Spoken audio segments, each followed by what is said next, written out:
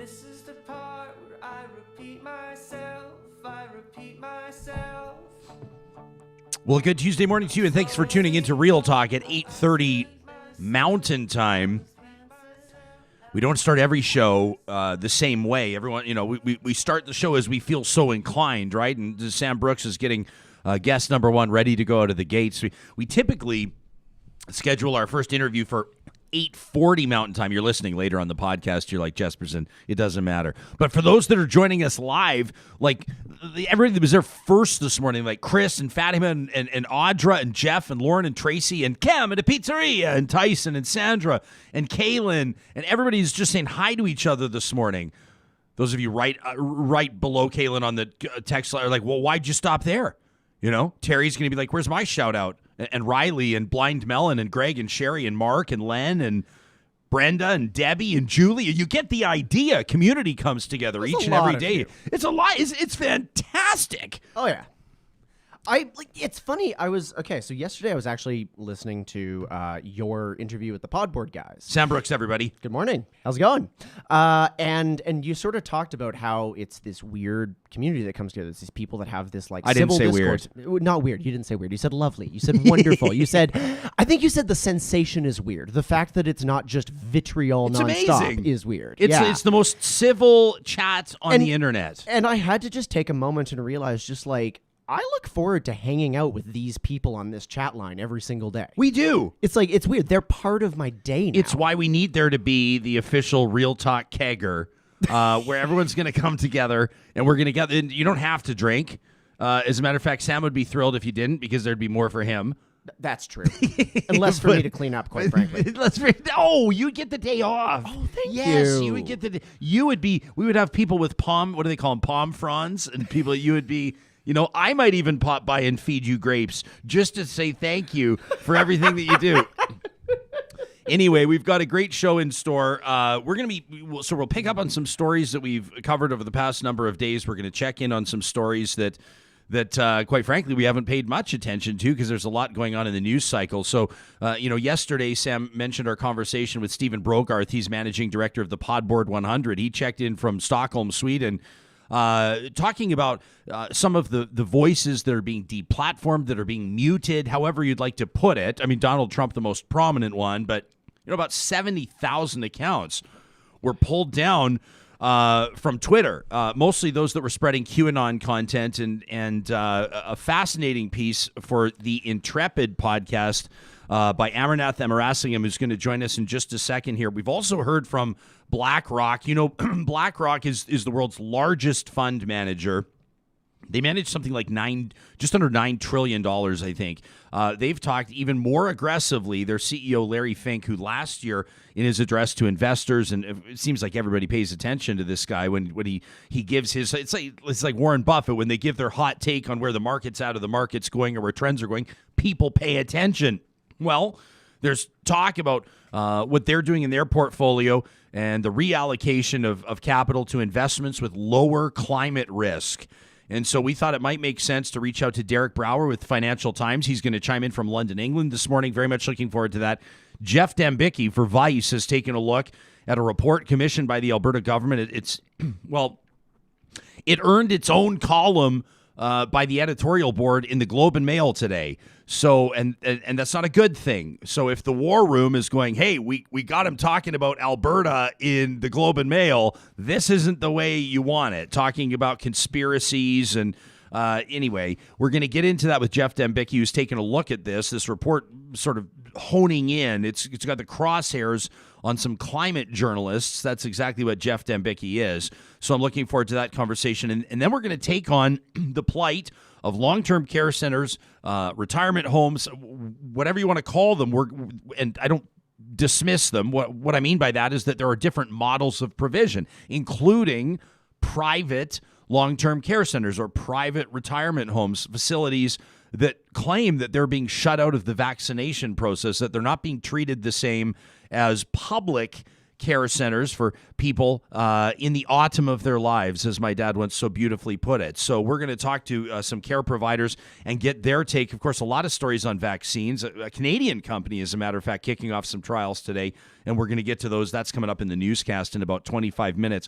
Want to remind you that each and every day, this program is proud to have the title sponsor Bitcoin Well on board. This is the year, I think, that's going to be the biggest one yet for Bitcoin Well.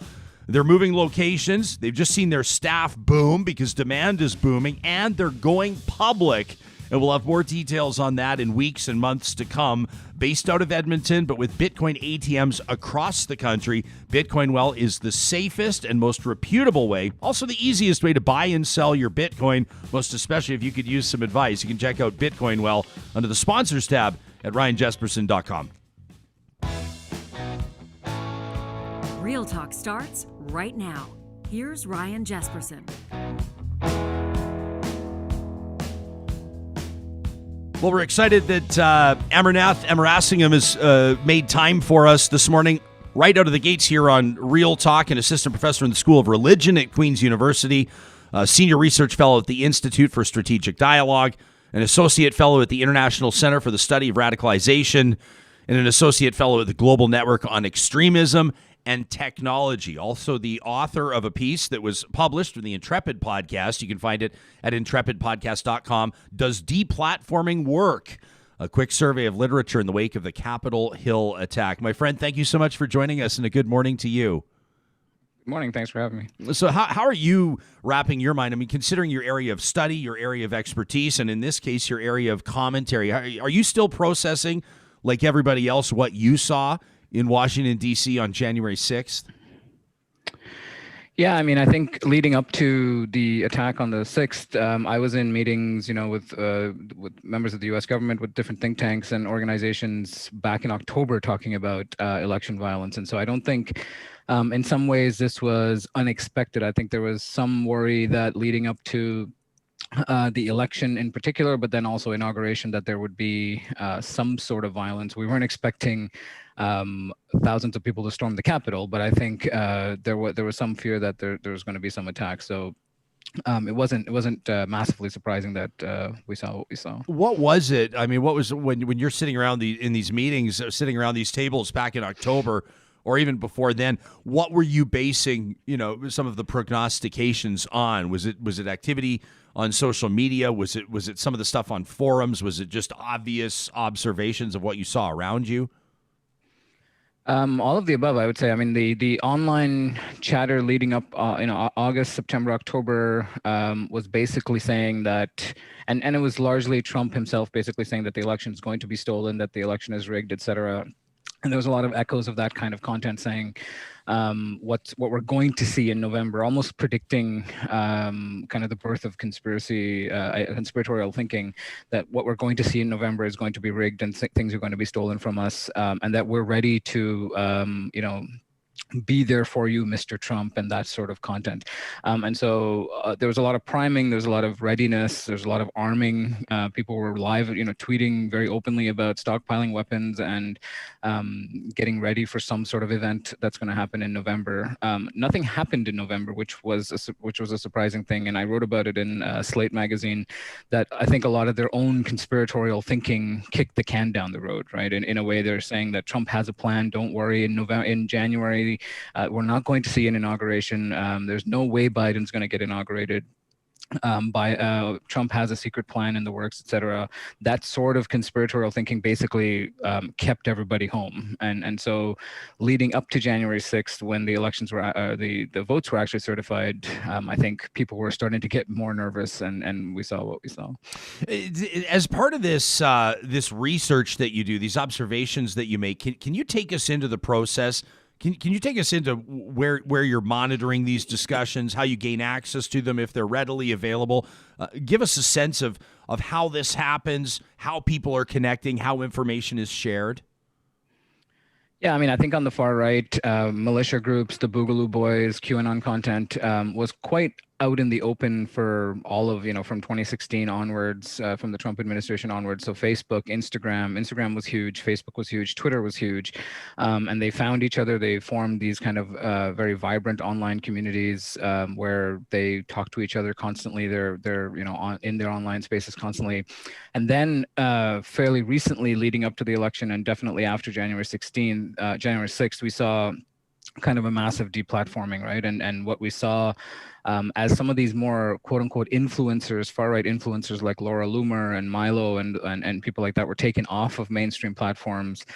They moved to kind of more specialty platforms, I guess, like Parler, Gab, Telegram, and they had much less of a following, but you could see that some of the content was untouched, right? Because these were far right platforms in some sense, particularly when we're talking about Gab and Parler.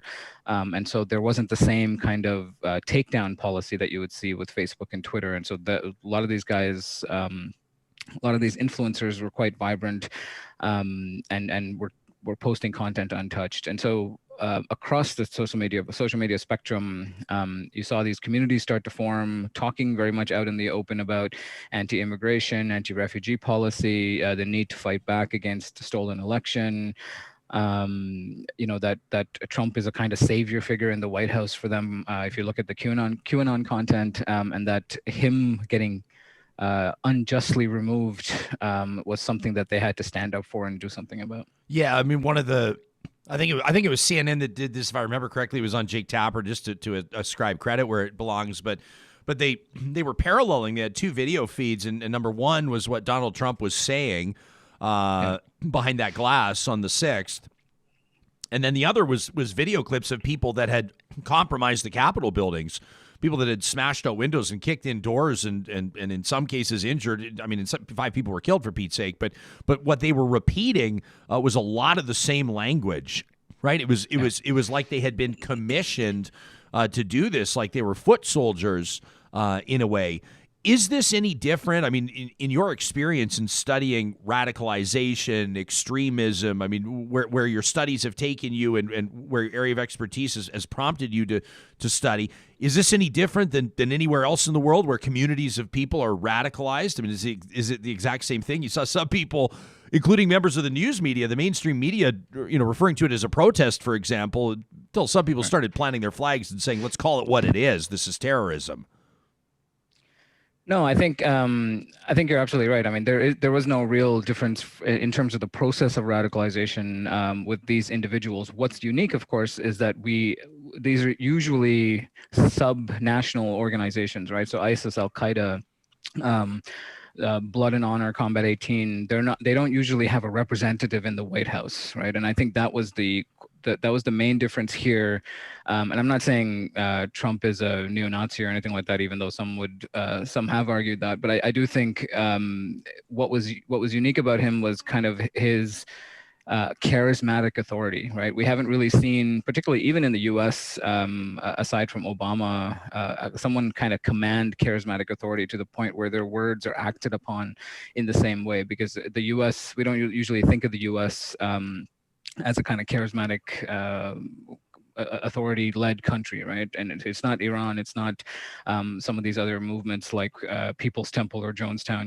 It's there's multiple branches of government. It's fairly boring bureaucracy, but Trump in a way changed some of that dynamic where he himself became kind of an authority figure and inspirational in a way. And so he himself criticized his own branches of government, his own employees. And so a lot of followers, particularly in the QAnon space, started seeing him and him alone as their leader. Not that there was some sort of patriotism to the United States and all the structures that entails, but him and him alone. Yeah, and maybe his interpretation of the United States, which has been Exactly. sort of, I think, shown itself through in a lot of the comments that have been made. So when it comes to deplatforming here, I mean, this, as we said, Intrepid sort of compiled. People should follow you on Twitter and check out your timeline, because you've done an unbelievable job of sort of categorizing a bunch of research and literature. People can really dig into this, including some of the research that you've been doing. But people would look and suggest, I think, that Donald Trump could be and probably is seen as a martyr by probably millions of people who are ticked off that he's been muted or deplatformed on everything from Twitter to Shopify, for that matter. They're taking a look at what the power that Amazon had over Parler, et cetera, and it prompts that question: does deplatforming work, or does it maybe make things worse? Is this pushing things back underground, back into the shadows? What's your opinion? I mean, I think what we learned. So in about late 2015, the same thing happened to ISIS, right? And so they were kind of quite vibrant and open on Twitter, Facebook, Instagram, what have you, WhatsApp. And in late 2015, they were massively deplatformed and taken offline. And we noticed a few things. One is that the kind of networks were disrupted, right? This kind of online community that they had set up over 2-3 years, where they all knew each other, they were DMing, they were traveling to fight in Syria. That whole network was disrupted and set in disarray. So when they came back online, in a way, they didn't know who to trust. They didn't know if the person that they just found online is the same person they've been talking to for 2 years, or whether now it was an FBI agent. And so that kind of that disrupted the trust networks in interesting ways. Then they moved to these kind of more specialized platforms like Telegram, where they set up shop. And in a way, I would say it further radicalized the people who were on Telegram, but not everybody went to Telegram, right? And that, I think, is the key point, in that a lot of and if we look at the Trump space, it's the pro-Trump kind of MAGA crowd varies from hardcore, 3%ers, oath keepers, to basically 65-year-old grandmothers in Q t-shirts, right? And so it's not the same dynamic. And so I do think that the diversity of followers, the diversity of people who are involved in this, some of them will come back online in mainstream platforms and choose to behave, right? And choose to kind of follow the terms and conditions of Twitter and Facebook. Others who are kind of more pissed off, I guess, will find themselves in more darker corners of the internet. And it's not entirely accurate to say that we have no eyes on them. I mean, I'm in basically all of these platforms. I've been on, it used to be in ISIS channels where I was almost convinced that everyone else was either an FBI agent or a journalist or a researcher, that we actually outnumbered the ISIS fighters themselves. And so it isn't, for people who are watching this stuff, it's we do have eyes in these spaces. It's just a question of, are they forming the same level of community and dedication to the cause in these more darker corners? And with the far right, I'll add, they get a lot of meaning and purpose from arguing against liberals, right? And so that's one of the things that you'll notice in their commentary is they love being on Twitter and Facebook because they get to argue against the other. Whereas if you take them to the dark corners of the internet and they're just talking to themselves and talking to people they already agree with, it's not particularly satisfying. And so I think they're going to try very hard to come back into the mainstream, just so they can, quote unquote, own the libs.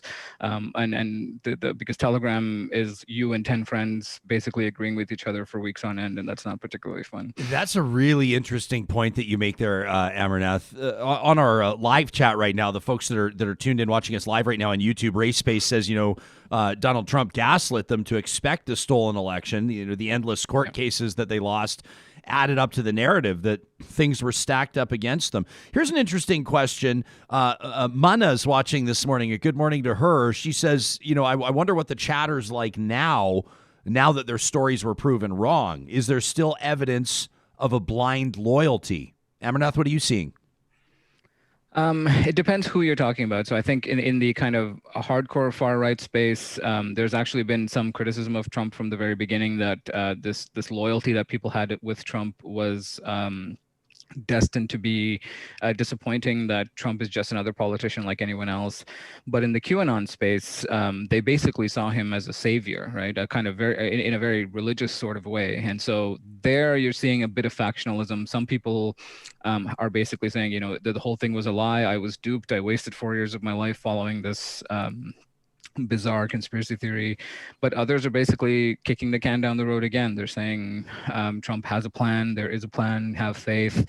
And then there's more bizarre conspiracy theories about lizard people and face shifting, and that actually Biden is actually really Trump, and Trump is actually really Biden, and they changed faces, etc. And so the full spectrum of crazy is kind of out on display. But I think for the most people, there is a kind of reckoning that happened with the inauguration when Biden was sworn in, that, oh, maybe I had just been wasting my life for the last 4 years following this bizarre theory down the different rabbit holes.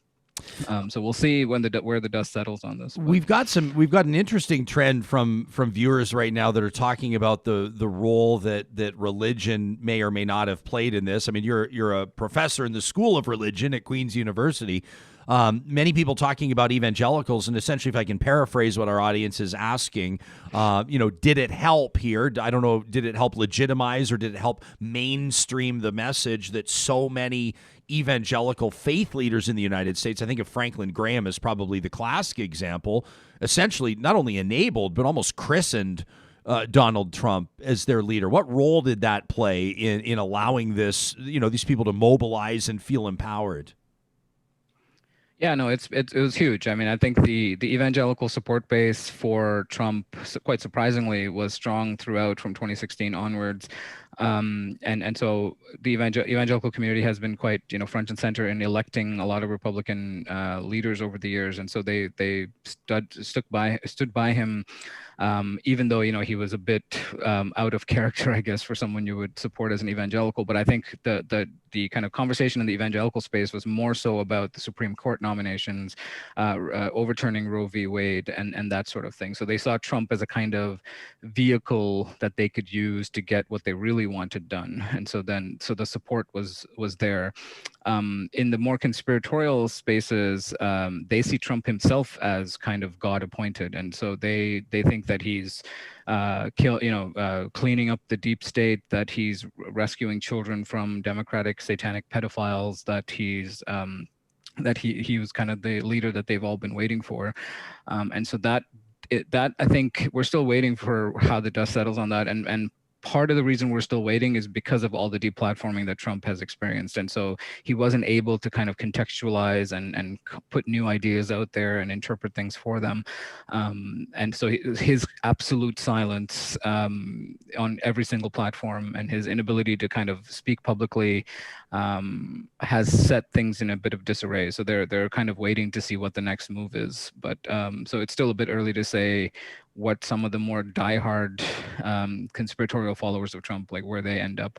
But I mean, millenarianism, apocalypticism has been woven into the politics of the U.S. for some time. And so the kind of end time aspirations, seeing America as a shining city on the hill, all of that is part and parcel of American politics. And so so it wasn't surprising in a way that Trump and QAnon and all these things kind of just found resonance with each other, right? Because that's always been part of American conversation. Well, and if you do perceive yourself or believe yourself to be in the end times, it kind of changes your mentality. I think your mindset on a lot of things.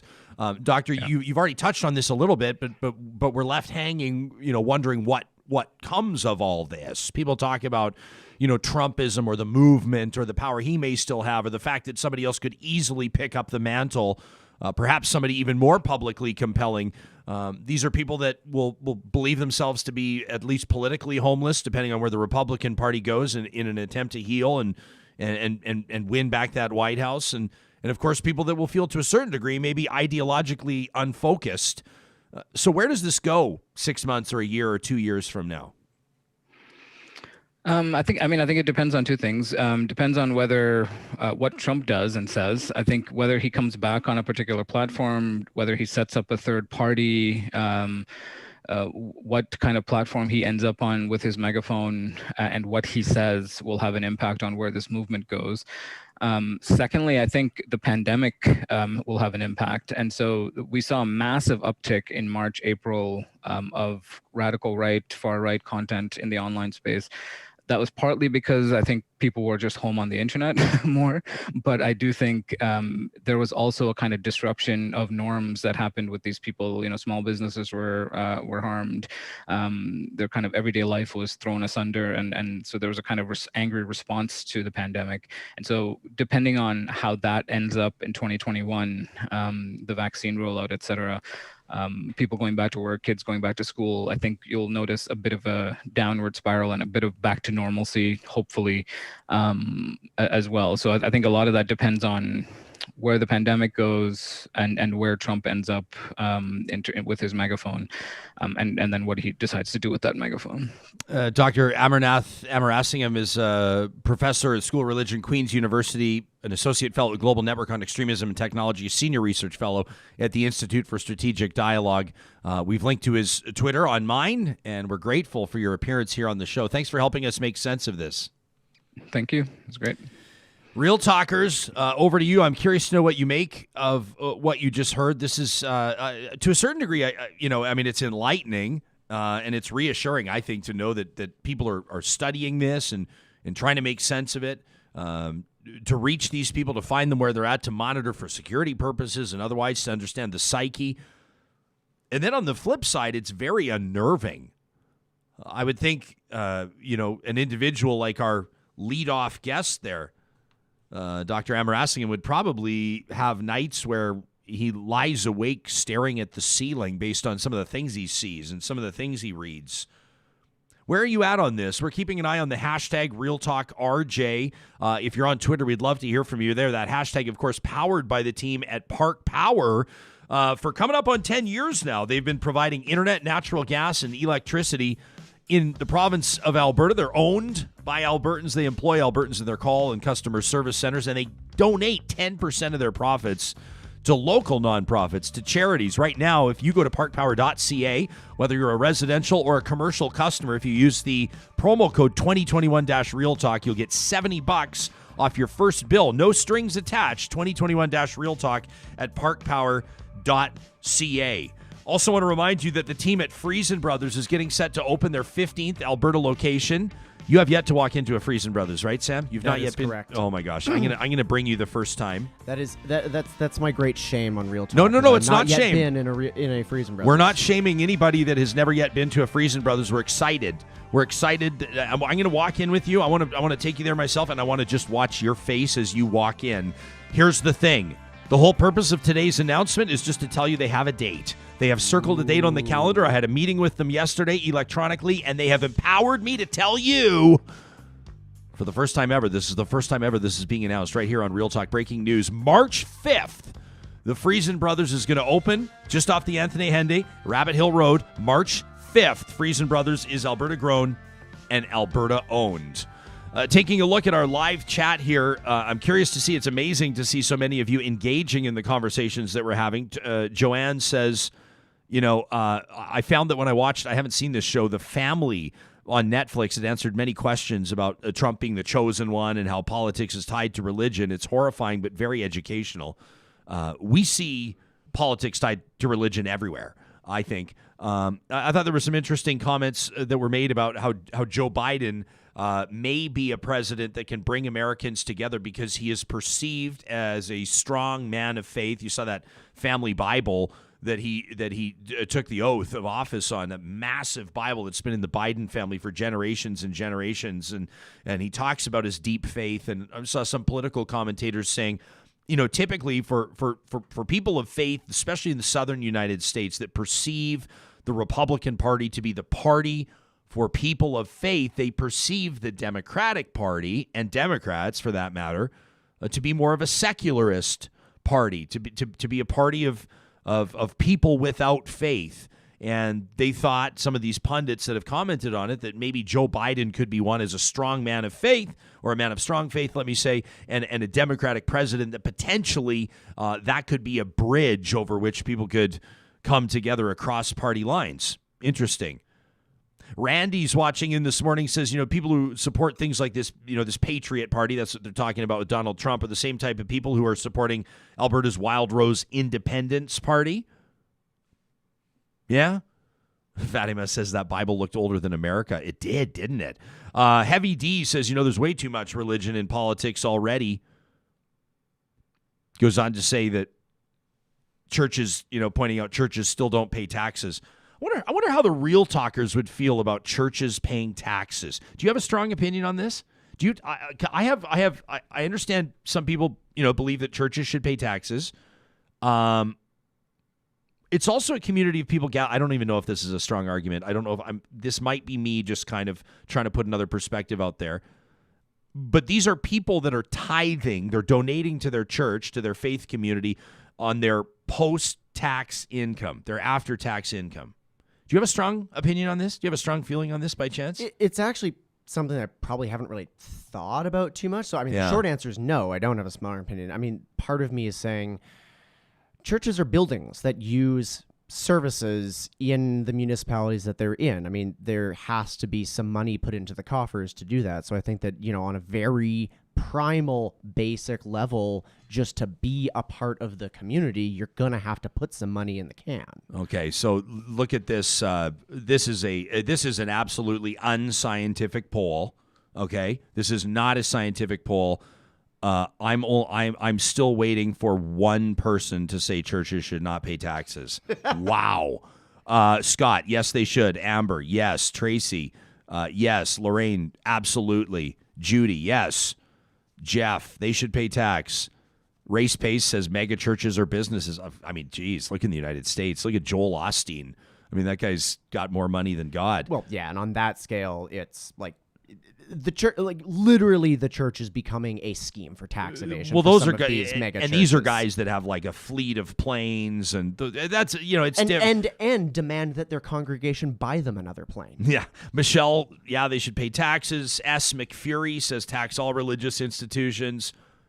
Tawny says I've always felt they should. Jacqueline says they should. Wow, this isn't even close.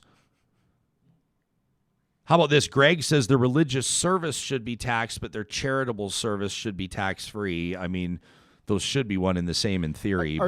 Is what you're saying that churches should actually have to open their books? Dave wonders, do charities pay taxes? This is amazing. I blew it with this viewer who corrected me on the pronunciation of their name. I remember on a previous chat, and I didn't write it down, and now I'm going to blow it again. Is it Arisadrea? I'm sorry. Says I don't think there are even members of my church who would argue that churches should not pay taxes. Well, maybe your pastor probably would argue against it. Starlight Session says our government under the arts and culture branch has been setting things up here, presently creating grants for the relaunch of faith-based organizations, giving money to churches and nothing for arts and culture. Starlight Session says tax them. Okay, this is not, I'm just reading. This is not even. Morning Bacon says I would attend the Joel Osteen Richer Than Jesus tour 2021. I don't think he would call it more like the Prosperity Tour. It would be the Prosperity Tour. Richer Than Jesus is a little on the nose. It's a little. He might be playing with fire there. Arlene says when religion interferes with politics, they need to pay taxes. Mark makes an interesting point out of Salt Lake City as well. He says, the mega churches would have no problem, but I might worry about the tiny congregations. Yeah. I mean, if you have like 11 people at the tiny little country church in I'm trying to pick like a tiny charming little community, but that's a different story than a church. Well, but I mean, the other thing is like the tax structure is already set up to handle that. If you were to look at them under the same lens as corporations, giant corporations pay way more taxes than small startups do. Yeah, fair enough. It's based on indexed profit, to the amounts right? of profit, yeah. right? James says it would be the end of my church if we were to be taxed. Mike says, as if Jason Kenney would ever let anybody taxing his precious churches happen. And this is not anything, but these are the conversations we can have on Real Talk, right? Because, yeah, obviously we can talk about sales tax. No Alberta politician is going to talk about it. We can talk about taxing churches. No Alberta politician would ever talk about that. We can talk about moving to one school board, right? Why are we paying board chairs on public and Catholic school boards hundreds of thousands of dollars each in salary? Why don't we amalgamate the boards? That's a political hot button. Everybody talks about the third rail in politics, right? Ooh, depending on your jurisdiction, that's what the issue is. Here in the western provinces, especially in the prairies, there's like 9 third rails of Alberta politics. You don't want to touch them, but we'll touch them on the show, which is the best. I think that probably we have time to take a quick look at the news before our next guest. Is he ready to go? Joining us from London, England. I'm excited about this. Let's get into the headlines, Sam, real quick.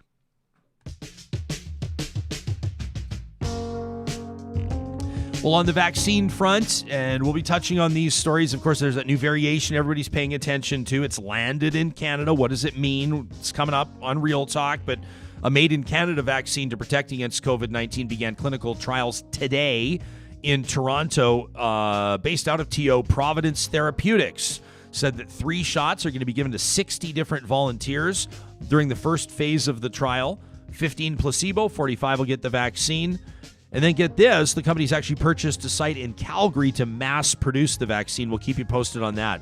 As mentioned, on the investment front, BlackRock, the world's largest fund manager, accelerating its push, it says, to reduce the risk of climate change for its clients, asking corporate leaders to disclose how their companies will fare in a net zero economy and selling its stakes in those that fail to live up to heightened standards. This per CEO Larry Fink. Now get this, from January to November of last year, investors around the world took about $288 billion, plowing it into mutual funds and exchange-traded funds with sustainable assets. That's almost double the tally of 2019, the year before. And we'll ask our next guest about that story in just a moment. And wanted to pay attention to this. Everybody seems to be talking about this BC couple. We got a photo before they pulled down their Facebook. This is Ekaterina Baker. She's an actor. Rod Baker. Her man is a chief executive officer, CEO of Great Canadian Gaming Corporation. He stepped down after they were both charged under Yukon's Emergency Measures Act with breaking quarantine rules and misleading authorities. They flew into Yukon posing as motel workers to get vaccinated. It's really actually unbelievable. They checked into a hotel. They didn't obviously quarantine.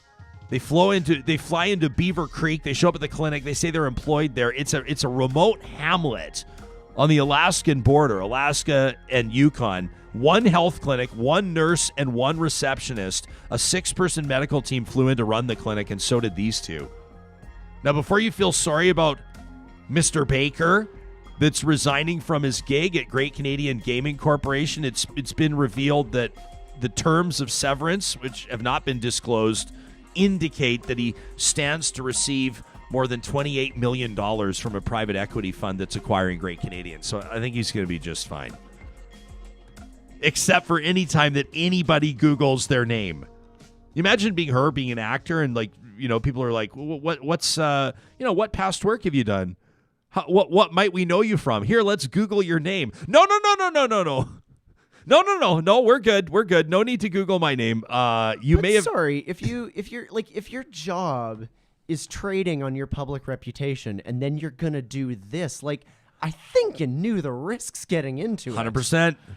Not good. Not good. Is Derek ready to rock and roll? Derek Brower is the U.S. energy editor at the Financial Times. And I think it's worth mentioning as well, his roots are in Alberta, Derek. So you know exactly how to speak directly to the people that are tuned into Real Talk this morning, despite the fact that you're checking in from halfway around the world. Welcome. What's your background, and where are we talking to you from today?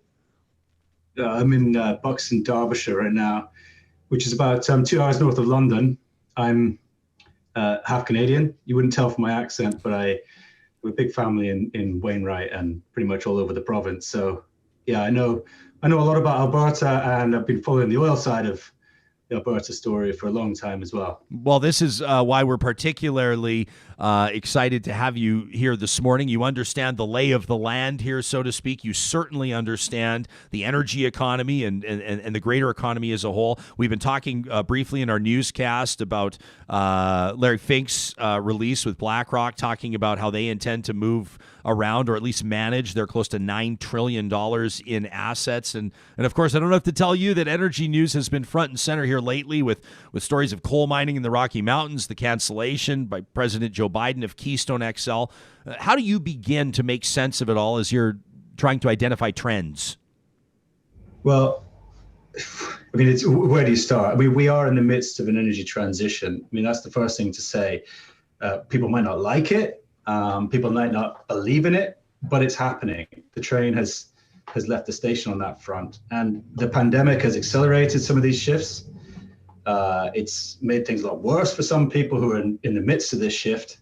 And now Joe Biden's election has kind of put rockets underneath it. So, I mean, this is happening. That's the first thing to say about the energy transition. It's not going to be kind to everybody. It could be messy. It will involve some complicated politics, like the kind that you see over Keystone XL or Trans Mountain expansion. You know, all those kinds of difficult projects that, you know, decisions based on decisions that were taken 10 years ago before a lot of this started to change.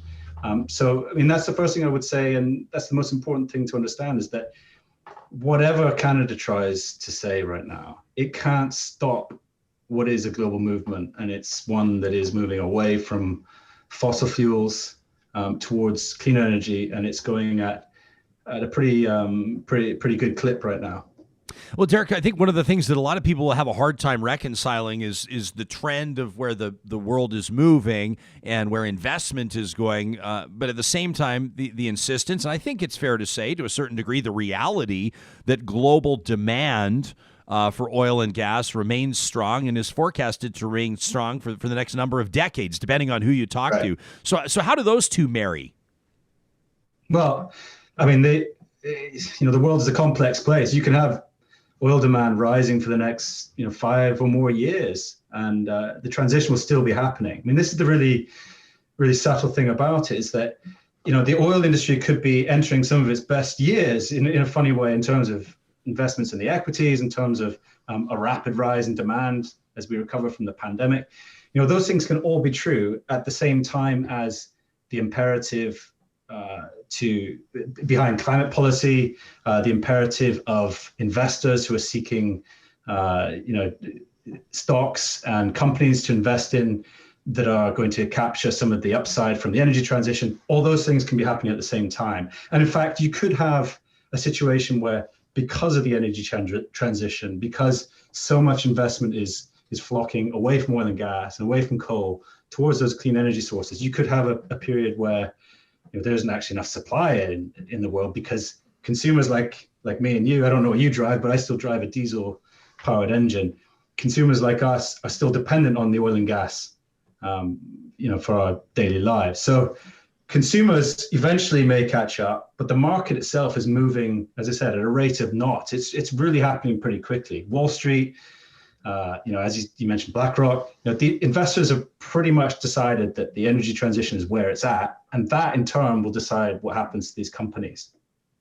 So what do you say so someone's watching this morning, or they're listening to the podcast later, and they go, I inherited, or I've invested in, I've my entire nest egg, or at least as much as my financial planner would allow me, my nest egg is very energy stock heavy, and for a lot of years it looked like we were going to be sitting pretty, and now we just don't know what to do.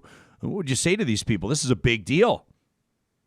Yeah, I mean, if you're looking at it as an investment, then I'd say you're probably going to do okay for the next little bit. Because, as I say, there may be a shortage of oil and gas in the next year or two, and that will give the illusion that there's some kind of rally underway that will be sustained for over the long term. I mean, that's the kind of financial side of it. I think there is an opportunity to be investing in oil and gas stocks, for example. I mean, I'm not really predicting here, but I'm not even allowed to predict. But I would say there is certainly a movement out there that says, look, there is a last hurrah coming in oil, because there's not being enough invested in the supply side. Consumers haven't caught up with where the market's at. And so there's going to be a supply crunch at some stage. Fine. That should support a rise in stocks and shares of energy companies. I think if I could widen it out a bit, I think there's another question, which is, what do you do about people whose livelihoods still depend on this sector, who are in good, honest jobs, the kind of 1,000 people who just lost their job or about to lose their jobs because the Keystone XL pipeline won't be built? Well, there I think governments really, especially the Canadian government, the Alberta government, they need to be first honest with their publics about how this is happening, that it isn't going to stop, that climate policy is real, that those things are going to change facts on the ground ultimately. That's the first thing. And the second thing is they need to start preparing and helping people adjust to this, so that people who are at the moment in good jobs, well-paid jobs in the oil and gas sector, in the coal industry, they're not left behind. They still have some kind of, something to look forward to, an industry to rely on, something to pay their families to keep bread on the table. Yeah, there's been a real lack of discussion, of meaningful discussion, I think, around that, of transitioning skilled workers from one industry to another. And I don't know if in part that's because of a government's hesitance to push that messaging or to encourage those programs. And I don't know if in part, if maybe it has something to do with individuals themselves that have only ever worked in one industry, that understand one industry. I'm not talking about the 26-year-old that expects that, she still has 30 years ahead of her in her career. But what about the 59-year-old that says, I don't know if you can teach this old dog new tricks. I'm not sure about this transition. There's still, in coal in particular, I talked to the president of the Canadian Coal Association who was quick to point out, he said, listen, I'm a 4th-generation miner. Like that was something that Robin Campbell's very proud of in talking about this. And they see a sustained demand, in this case for metallurgical coal, and they can't understand why people would be talking about, if I can quote Derek, solar panels that aren't even going to work 18 hours a day up here in the Canadian North, never mind when the sun's not shining, right? That's that kind of conversation that I've witnessed 1,000 times. Sure. I mean, look, I wouldn't retrain the 59-year-old. I'd tell the 59-year-old, your job is still going to be there. You're going to be needed. There's still going to be lots of pipelines to work on. There's still going to be an oil industry. I mean, the oil industry isn't going away. It's just that the growth years of the oil industry are now starting to peter out. That's the difference. And that makes a huge difference to investors, because when an industry stops being an area of growth, you need to attract value investors and so on. There's a whole theory of the way markets work. But growth may not be in oil and gas anymore. That doesn't mean there aren't still going to be good jobs in it, especially in provinces like Alberta, where there's so much infrastructure to be maintained. There's so much infrastructure ultimately to decommission, and there is still going to be new oil supply that's needed. This is, when we talk about an energy transition, we're not talking about oil and gas going away tomorrow.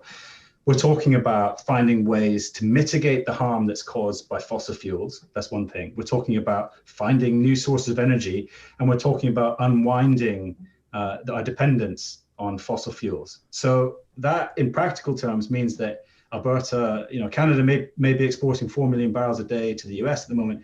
It may be exporting 4 million barrels a day indefinitely to the US. So, I mean, we have to put the energy transition into context. It doesn't mean the death of this industry. People shouldn't be alarmed that if your job, as family members of mine have jobs working on, as welders in the oil patch in East Central Alberta, their jobs aren't going away. Things are getting a bit harder right now because of the crash, but they still provide an essential service to the Alberta economy. It's just that the future for Alberta can no longer, it wouldn't seem to me anyway, wise to pin a long-term future on the oil and gas industry when the opportunity is now so clearly in alternative forms of energy. When Canada's biggest customer south of the border is speaking. I interviewed Seamus O'Regan, the federal energy minister, on Friday, and as he put it, the needs of the client have changed. They want something different now, and we have to listen to them. And I think that's right. The US, the biggest oil and gas market in the world, has decided that it's, they elected a president who said it's time to transition away from the oil industry. There will still be lots of oil consumed in the US for a long time to come, and Canada will still be in a position to supply that. But the future for Canada should also include finding the renewable energies that it can export to the US, finding a way of being a partner in the energy transition with the US. That can go from Ontario to Alberta. There is opportunity there, huge opportunity, but it needs a long-term plan as well, not just fighting the war, the culture wars, if you like, over pipelines that started maybe in 2005 and it still seem to be raging in Canada at the moment. Well, and we're still using the same arguments here in Alberta that we used in 2005 unsuccessfully, quite frankly, the arguments around ethical oil. Maybe if we have time here, Derek, I want to respect the time that we've asked you for, but maybe we'll get into that, why that argument seems to ring hollow. If you're just tuning in, Derek Brower is the U.S. energy editor of the Financial Times. He's covered energy from across the world for 20 years. So Canadians are wondering, what does our relationship, our energy relationship, our economic relationship look like? How does it change under 46, under this new president, Joe Biden? We've seen early, obviously, rescinding the presidential permit for Keystone XL. That's one thing. He's talked a lot about the energy future, and he seems certainly motivated, rejoining the Paris Climate Accord, et cetera. I talked to former federal infrastructure minister, former natural resource minister, Amarjeet Sohi, yesterday, who pointed out, he said, they're our biggest customer. He said, basically, they're our only customer when it comes to oil and gas, with challenges right now facing Line 3 and Line 5, these very important pipelines. He wondered about the wisdom of going around picking fights, suggesting or demanding more respect from the Oval Office here toward the province of Alberta. How does the relationship evolve? What is an astute plan? Like you talk about the needs of the customer have changed. So how does Canada evolve? How does Canada, in quick fashion, transform what it's offering to its biggest customer? Well, I mean, one part of it can start with making sure the oil that Canada is selling is as defensible as possible to the charge that it's dirty oil. I mean, that's the first thing that can be done. So as much as possible, cleaning up the oil sands, as much as possible. The companies are starting to talk, to be fair, and producers in the oil sands are starting to talk about net zero emissions and so on. That needs to be done at, laser speed and as quickly as possible, because until Canada can actually genuinely point to a net zero emissions industry in the oil sands, it will still face opposition from very powerful environmentalists south of the border. Environmentalists who have successfully now stymied KXL and could stymie other pipelines. So that's the first thing. Second thing is there are opportunities for Canada in an energy transition. Canada is an advanced economy with great universities. It's a wealthy economy. It can plow a lot of money, seed capital, into turning Alberta into a new clean energy Silicon Valley if it wants to. These are the kind of strategic choices that a country makes about how the role it wants to play in the energy transition. Does it want to play a blocking role? Does it want to stop things from happening or slow the progress? Or does it see that this is happening and decide that it wants to be part of it? And I think the Biden administration will be uniquely, I suspect, keen to find partners in North America to advance its goal of decarbonizing its own power generation system by 2035, by meeting net zero across the economy by 2050. Those, if you are a natural exporter to the US, that is an opportunity for your industry. That is an opportunity to be part of a fairly huge transition period in the US, which, let's remember, involves spending, Biden proposes, $2 trillion. That's a lot of money that will have to pay for a lot of infrastructure, and Canada can be part of supplying that. There's a lot of steel. For a while, there's a lot of oil that would need just to build that stuff. There are ways that Canada can still play a very active, very progressive role in helping the US in this energy transition. Judy's watching this morning. She says the shift to green electricity in Germany makes a significant contribution to sustainable freight transport in Europe. Why not Alberta? Politicians are getting rich from oil and gas. Neil says Alberta could absolutely be the leader in this energy transition, but we need a huge cultural change. We need to let go, to not be afraid of change and realize that we might not be as rich as we were. Are they onto something? Yeah, I mean, Canada has different challenges from Germany. Germany is much more densely populated. It's a much smaller country, even though it's a pretty big country, but it's much smaller than Canada. So there are specific challenges that Canada will face.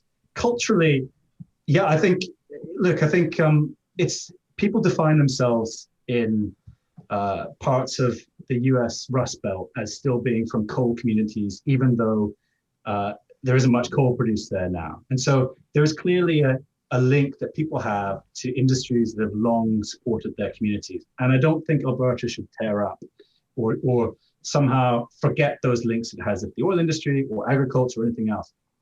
The task is to persuade people that this transition can be handled in a way that doesn't humiliate communities, doesn't hollow them out, doesn't leave them empty of opportunity, doesn't leave them as ghost towns, doesn't turn them into the kind of towns that you see in the Rockies where there's no longer any mining. That's the important thing to do here.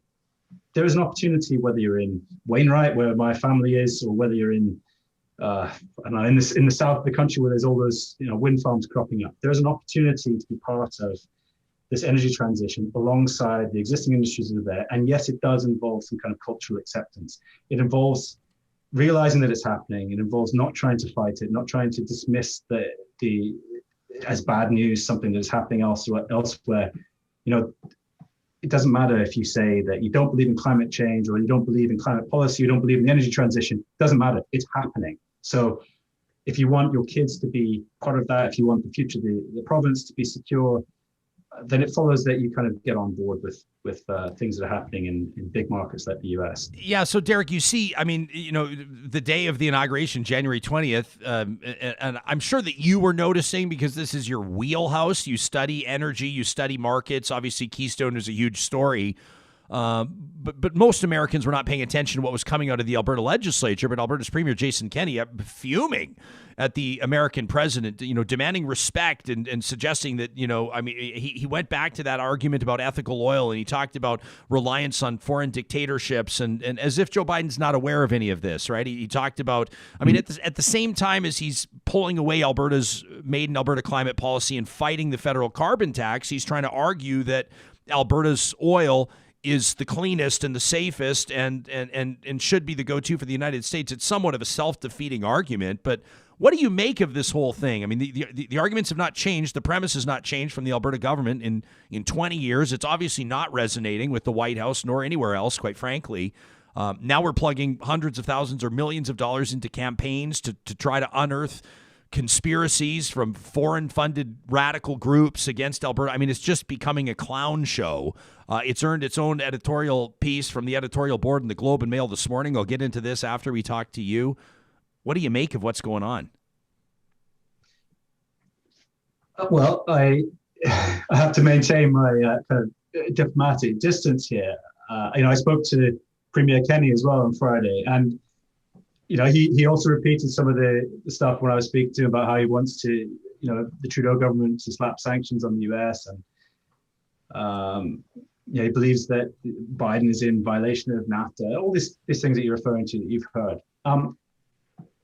I think that the debate needs to be toned down a bit. I can understand why Premier Kenney is marched into the defense of a project that he spent $1 billion and a bit of taxpayer money on. I can understand that. I think he has to do that. But once all the storm and fury has died down, I think then it's probably best to start focusing on things as they are, not as you want them to be. And things as they are that Keystone XL is not happening now. Canada does have an oil industry that and its main customer, its only customer pretty much, is the US. It needs to respect what's happened in the US. There is big change happening in the US in its only customer. And Canada would do well, and Alberta would do well to adjust to the changes that are happening there.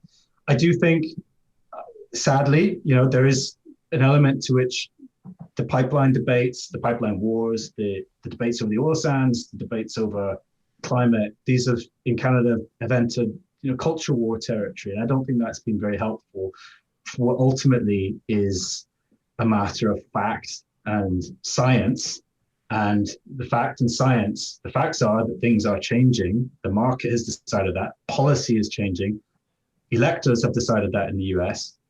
And the science is pretty clear that things need to change in a hurry as well. And so I can understand why the debates are so heated.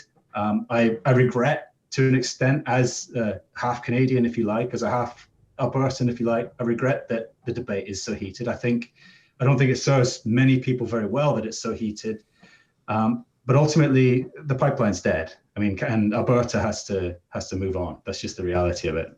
Derek, before you thank you for your time, a great question from our technical producer, Sam, who's just curious. You're chiming in from England right now, and obviously one of the biggest petroleum companies in the world is BP is out of England. But how would you describe the perception of the industry as a whole in England versus in North America, or let alone Canada?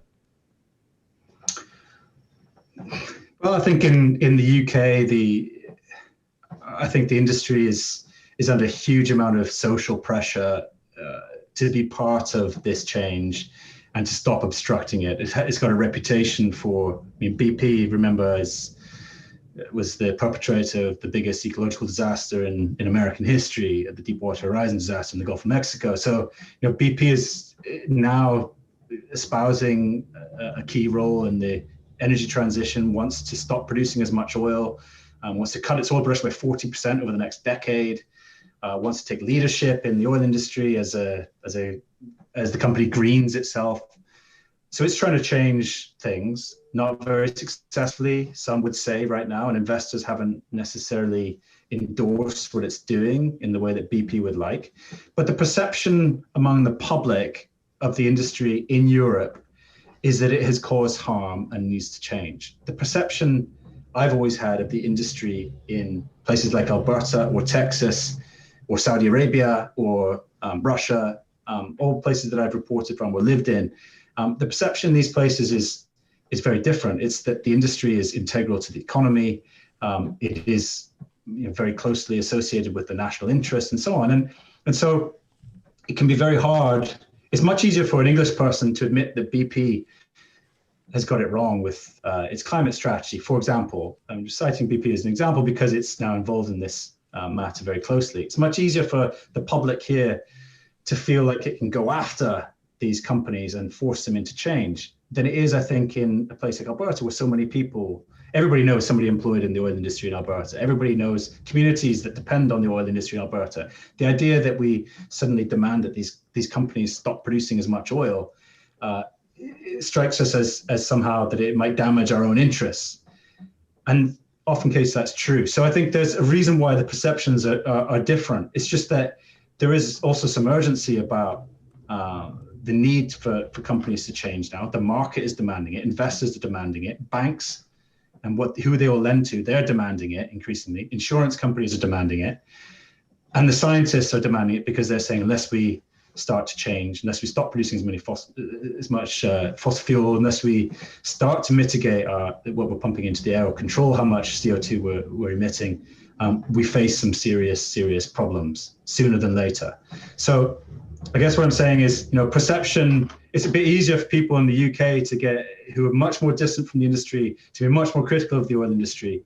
It'll take real courage, I think, in a place like Alberta to admit that over time, there needs to be some kind of transition to other energies, which Alberta, by the way, has huge advantages in as well, and can be, one of the world leaders in as well. Just like Texas is now an energy superpower in clean energy, Alberta can be that way too. Texas has got both now. It's increasingly, you go into West Texas, and there's the Permian Basin with all its oil, and there's a ton of wind farms as well, and increasingly solar. So that opportunity exists for Alberta as well. It's a matter of politicians making choices with the long term in mind as well as the short term. Yeah, courage. You're right. It takes courage and I think vision.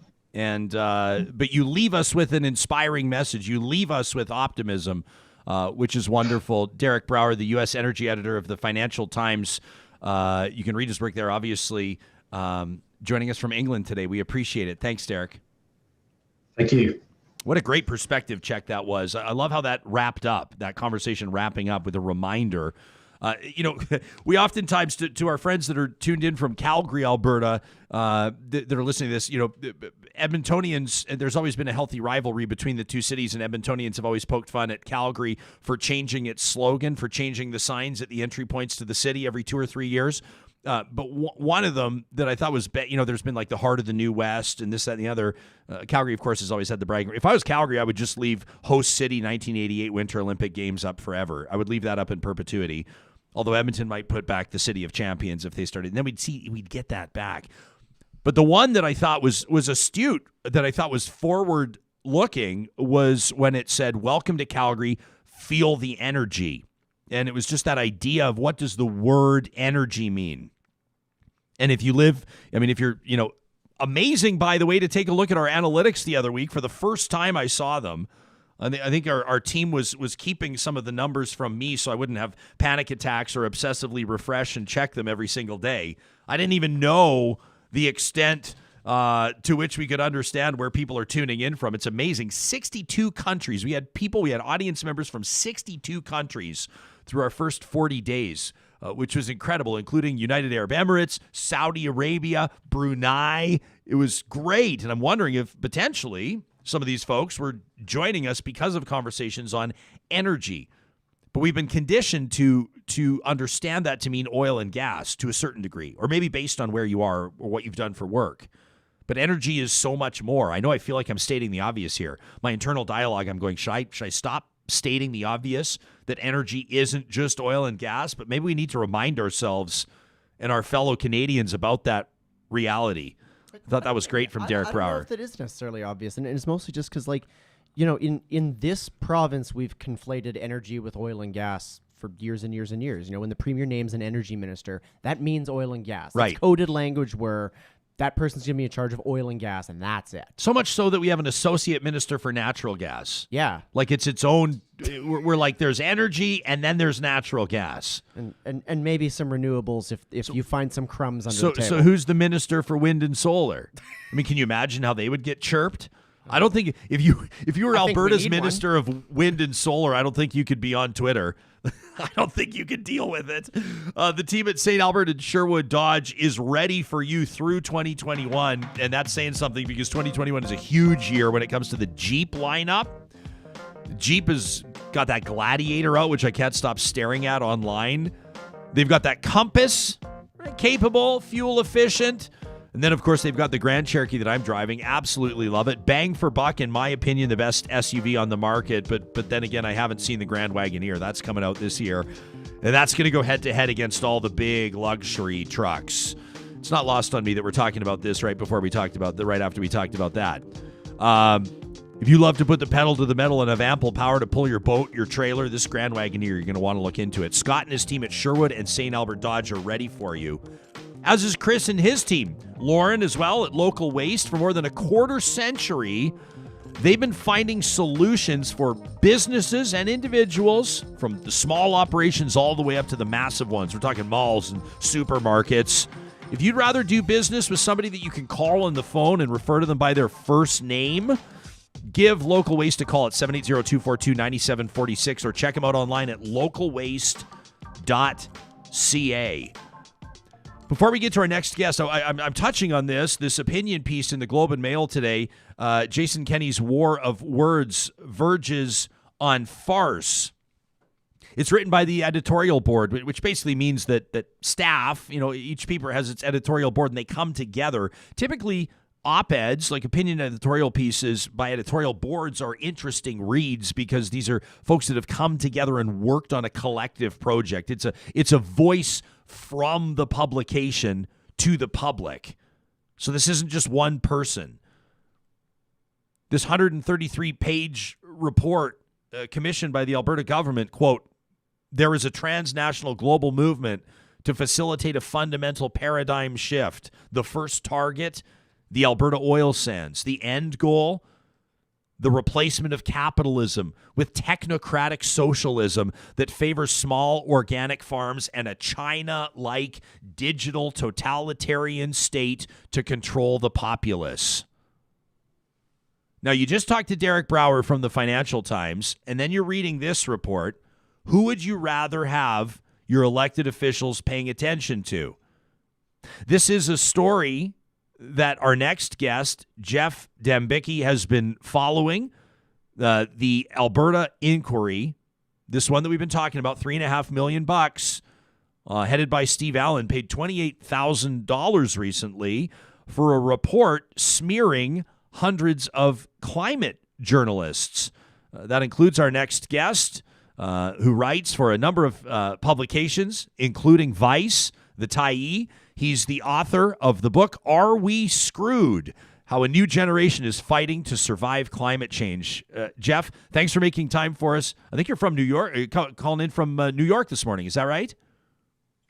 Well, I'm actually from Alberta originally, and I moved to New York with my partner in 2019 to cover the lead up to the federal U.S. election, and definitely got more than I bargained for in terms of craziness over this last year and a half. Wow. So you're, I mean, when you're writing about Alberta inquiries, the energy market, oil and gas, it's something that you're intensely aware of. I don't have to lay the groundwork for you to talk about energy culture or any of the things that we've just been talking to Derek Brower about. So how did you approach this story? I mean, has this been on your radar for as long as it's been on everybody else's radar that's watching or tuning in from Western Canada right now?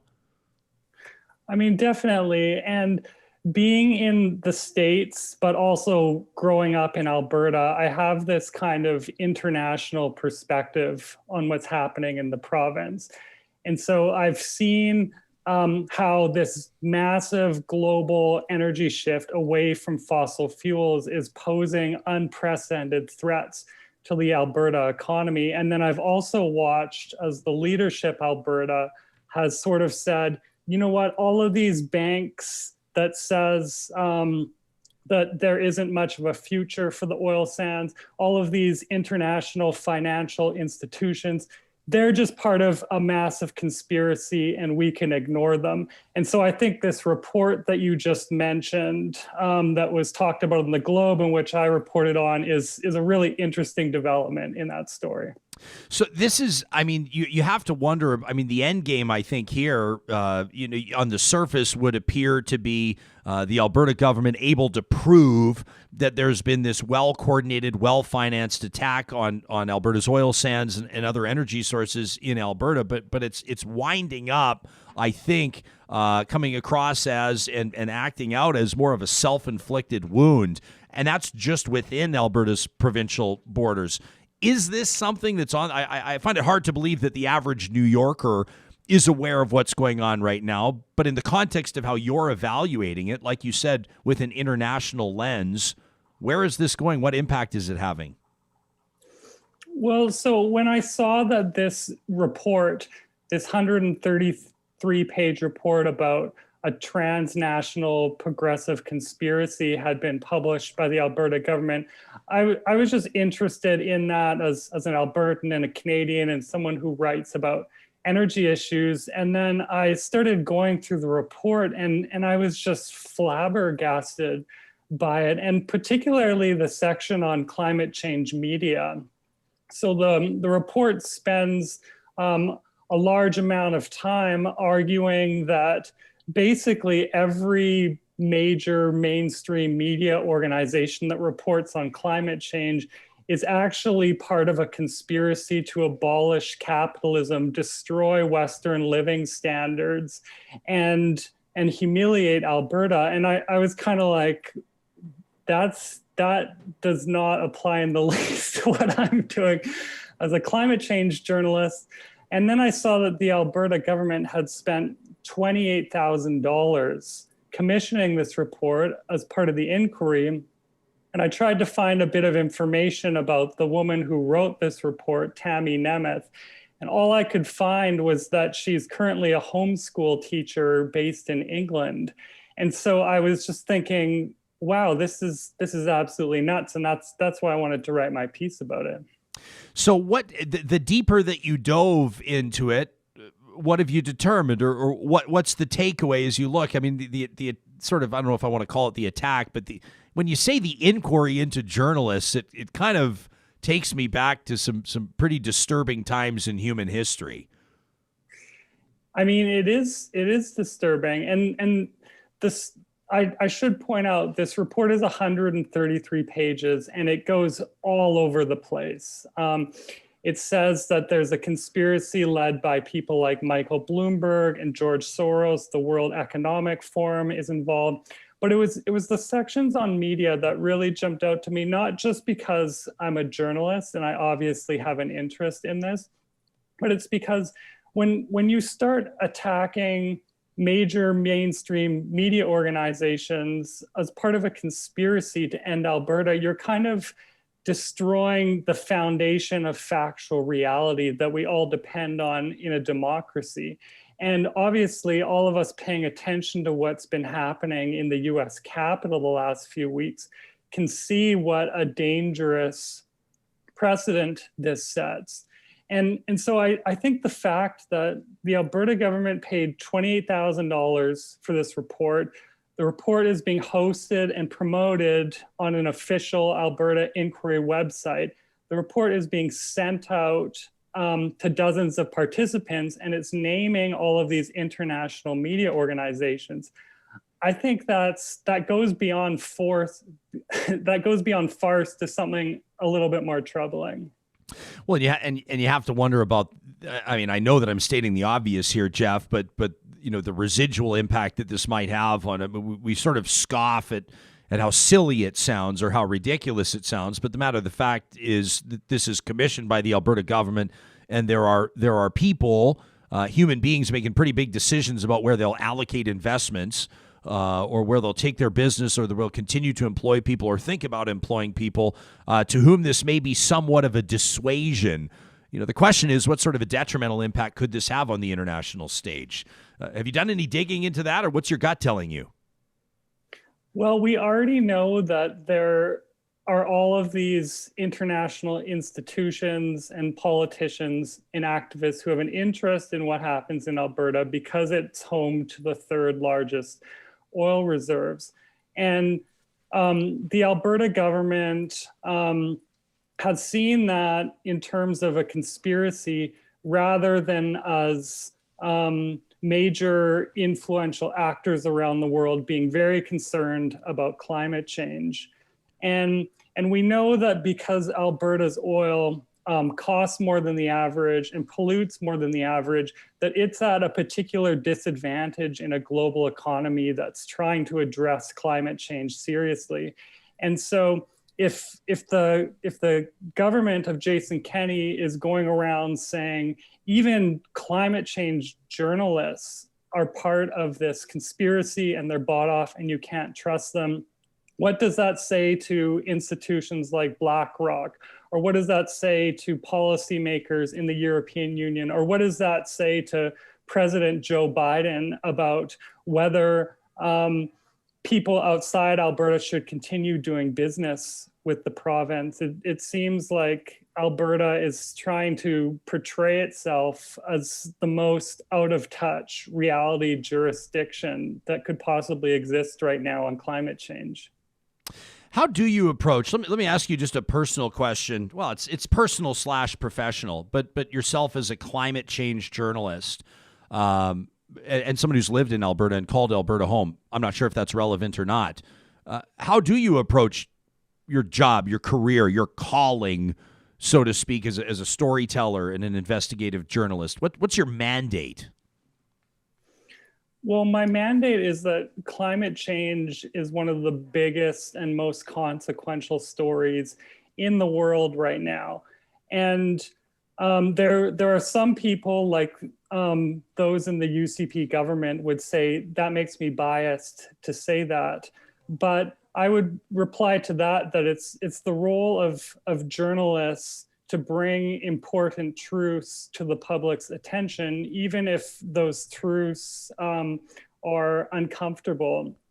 And it's just a scientific fact that the climate is heating up rapidly, and that to a large degree, burning of fossil fuels contributes to that. I mean, the oil and gas industry's own scientists determined that decades ago.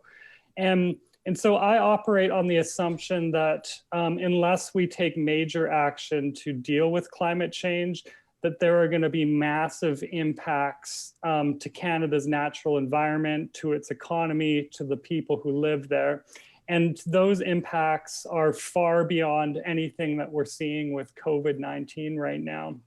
And so operating on that, I think it's my job and the job of climate journalists all over the place to bring facts about the evolving science to people's attention, to bring facts about the evolving economics to people's attention, and to give people the information that they need to make informed decisions, particularly those in power. But I don't think the Alberta government is very interested in those facts. Geoff, in closing, you mentioned that you moved stateside in part to cover the lead up to the American election. Obviously, in a city like New York, one of the great cities in the world, there's probably a lot to process when it comes to the politics of it. I even think, if this is a bit of a random connection, I even just think of Rudy Giuliani. We were talking just the other day, like, whatever happened to Rudy Giuliani? You think back to 9/11, wearing the FDNY jacket, and just a man of, in my opinion, at that time perceived to be a man of great repute, very capable, steadfast leadership through the greatest challenge that they've ever faced, I think, on American soil, maybe with the exception of Pearl Harbor, maybe. You look now at the I mean, I don't need to be reductive and spend all our time talking about the hair dye trickling down the face as he stands outside of Four Seasons Landscaping, alleging. I mean, it's just unbelievable what's happened to New York's former mayor. But what's the tone in New York right now? What's the tone on the eastern seaboard of the United States? And we've had what now? I guess it'll be a week tomorrow since President Biden's inauguration. As someone who covered the lead up to the transition of power, what are you noticing, either in broad strokes or specifically? I would say that there's been a huge sigh of relief. And that was evident on the day that the election results were finally certified in Biden's favor. And literally the cheering in New York was so loud that you could hear it on the tops of skyscrapers. It was just like this wall of sound engulfing the entire island of Manhattan. But I think as it relates back to what we've been discussing, Joe Biden, for the first time ever in US political history, has made aggressively responding to climate change one of the top goals of his presidential platform. And he's gone far beyond anything that Obama was promising back in 2008. So I know some people in Alberta are really upset about the Keystone XL pipeline being rejected on day one. But I think the smart move really from Alberta and from Canada's perspective would be to pay close attention to the large environmental changes that Biden wants to bring to the US economy, because that's going to create a ton of opportunities for people who are smart enough and savvy enough in Canada to take advantage of them. Geoff Dembicki, an investigative climate reporter. You can read his most recent filing at vice.com. Alberta Inquiry paid $28,000 for a report smearing hundreds of climate journalists. Thanks for checking in from New York today. We appreciate it, Geoff. Yeah, thanks for having me on the show. Yeah, you bet. All right, Real Talkers. I noted one of you, and this is, I'm not going to be able to find the name. I wish I could because I want to credit her. But one of our viewers this morning said, hang on a second, said, I Googled the author of that report. I appreciate this from Two Beaver, who says, extraordinary guest today, by the way, voices of reason and knowledge. Two Beaver, because that is such a unique handle, Two Beaver, I want to let you know we also received the video you sent us. You know what I mean? And I can confirm that video will be included in next Monday's Positive Reflections. Sam Brooks, don't give it away. Don't give it away. I'm not giving it away, but did I have you see, a big grin on my You face. know what I'm talking about. Yeah. You know the video I'm talking about. You can send us emails anytime to talk@ryanjesperson.com, and make sure you note them either trash talk or Positive Reflections. On Monday, we get your week started on the right foot, thanks to our friends at Kubi Energy, with some Positive Reflections. And then on Friday, we get you all hot and bothered. We get you all riled up with trash talk.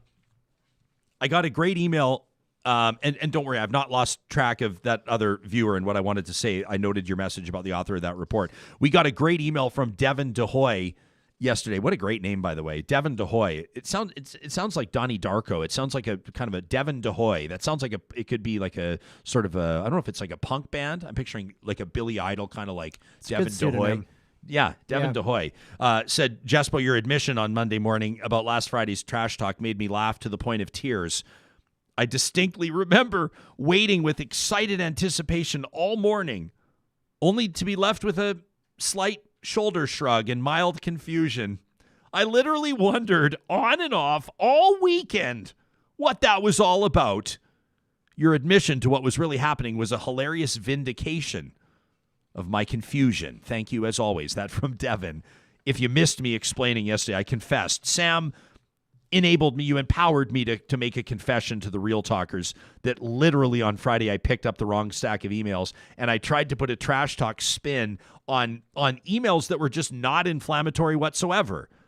They were good. They were good emails, but they weren't one-liners throwing hand grenades. They just weren't. And so it just means we've got double to pick from. I mean, unless we just like drop in like an impromptu trash talk. I mean, I'm ready if you are, but Is that right? Well, we can do it anytime you want. Yeah. Well, why don't we do like 90 seconds right now of trash talk? Earmuffs, kids. You really? Yeah, really. All right, this is why you got to tune into Real Talk. 2 hours a day. You never know when you're going to get a bonus edition of Trash Talk. Like this one from Rick, who says, Jespo, I'm astounded at the hypocrisy from Jason Kenney regarding the 2,000 union jobs he says were lost from Keystone XL, how his heart goes out to these workers. Where's the same sadness for the thousands of public sector workers that they've directly cut funding for? It's very clear where his allegiances lie, and it is not for the everyday Albertan.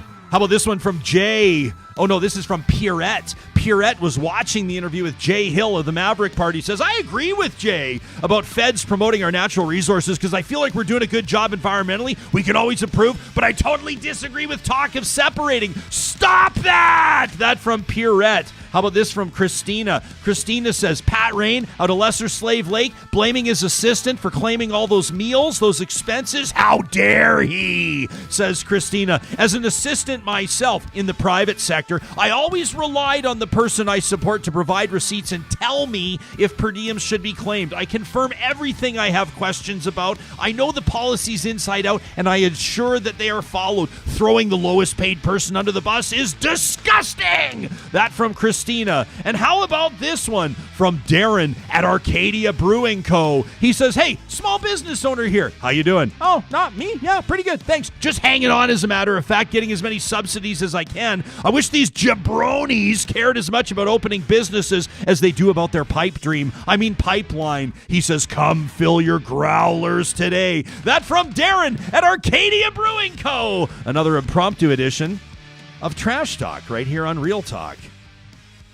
Now I got to calm right down and get, copacetic again so we can talk about vaccinations at long-term care centers. That's serious business. You want to give me a second to sip my coffee? Oh, that's fine. We also still need to talk about the author of that report.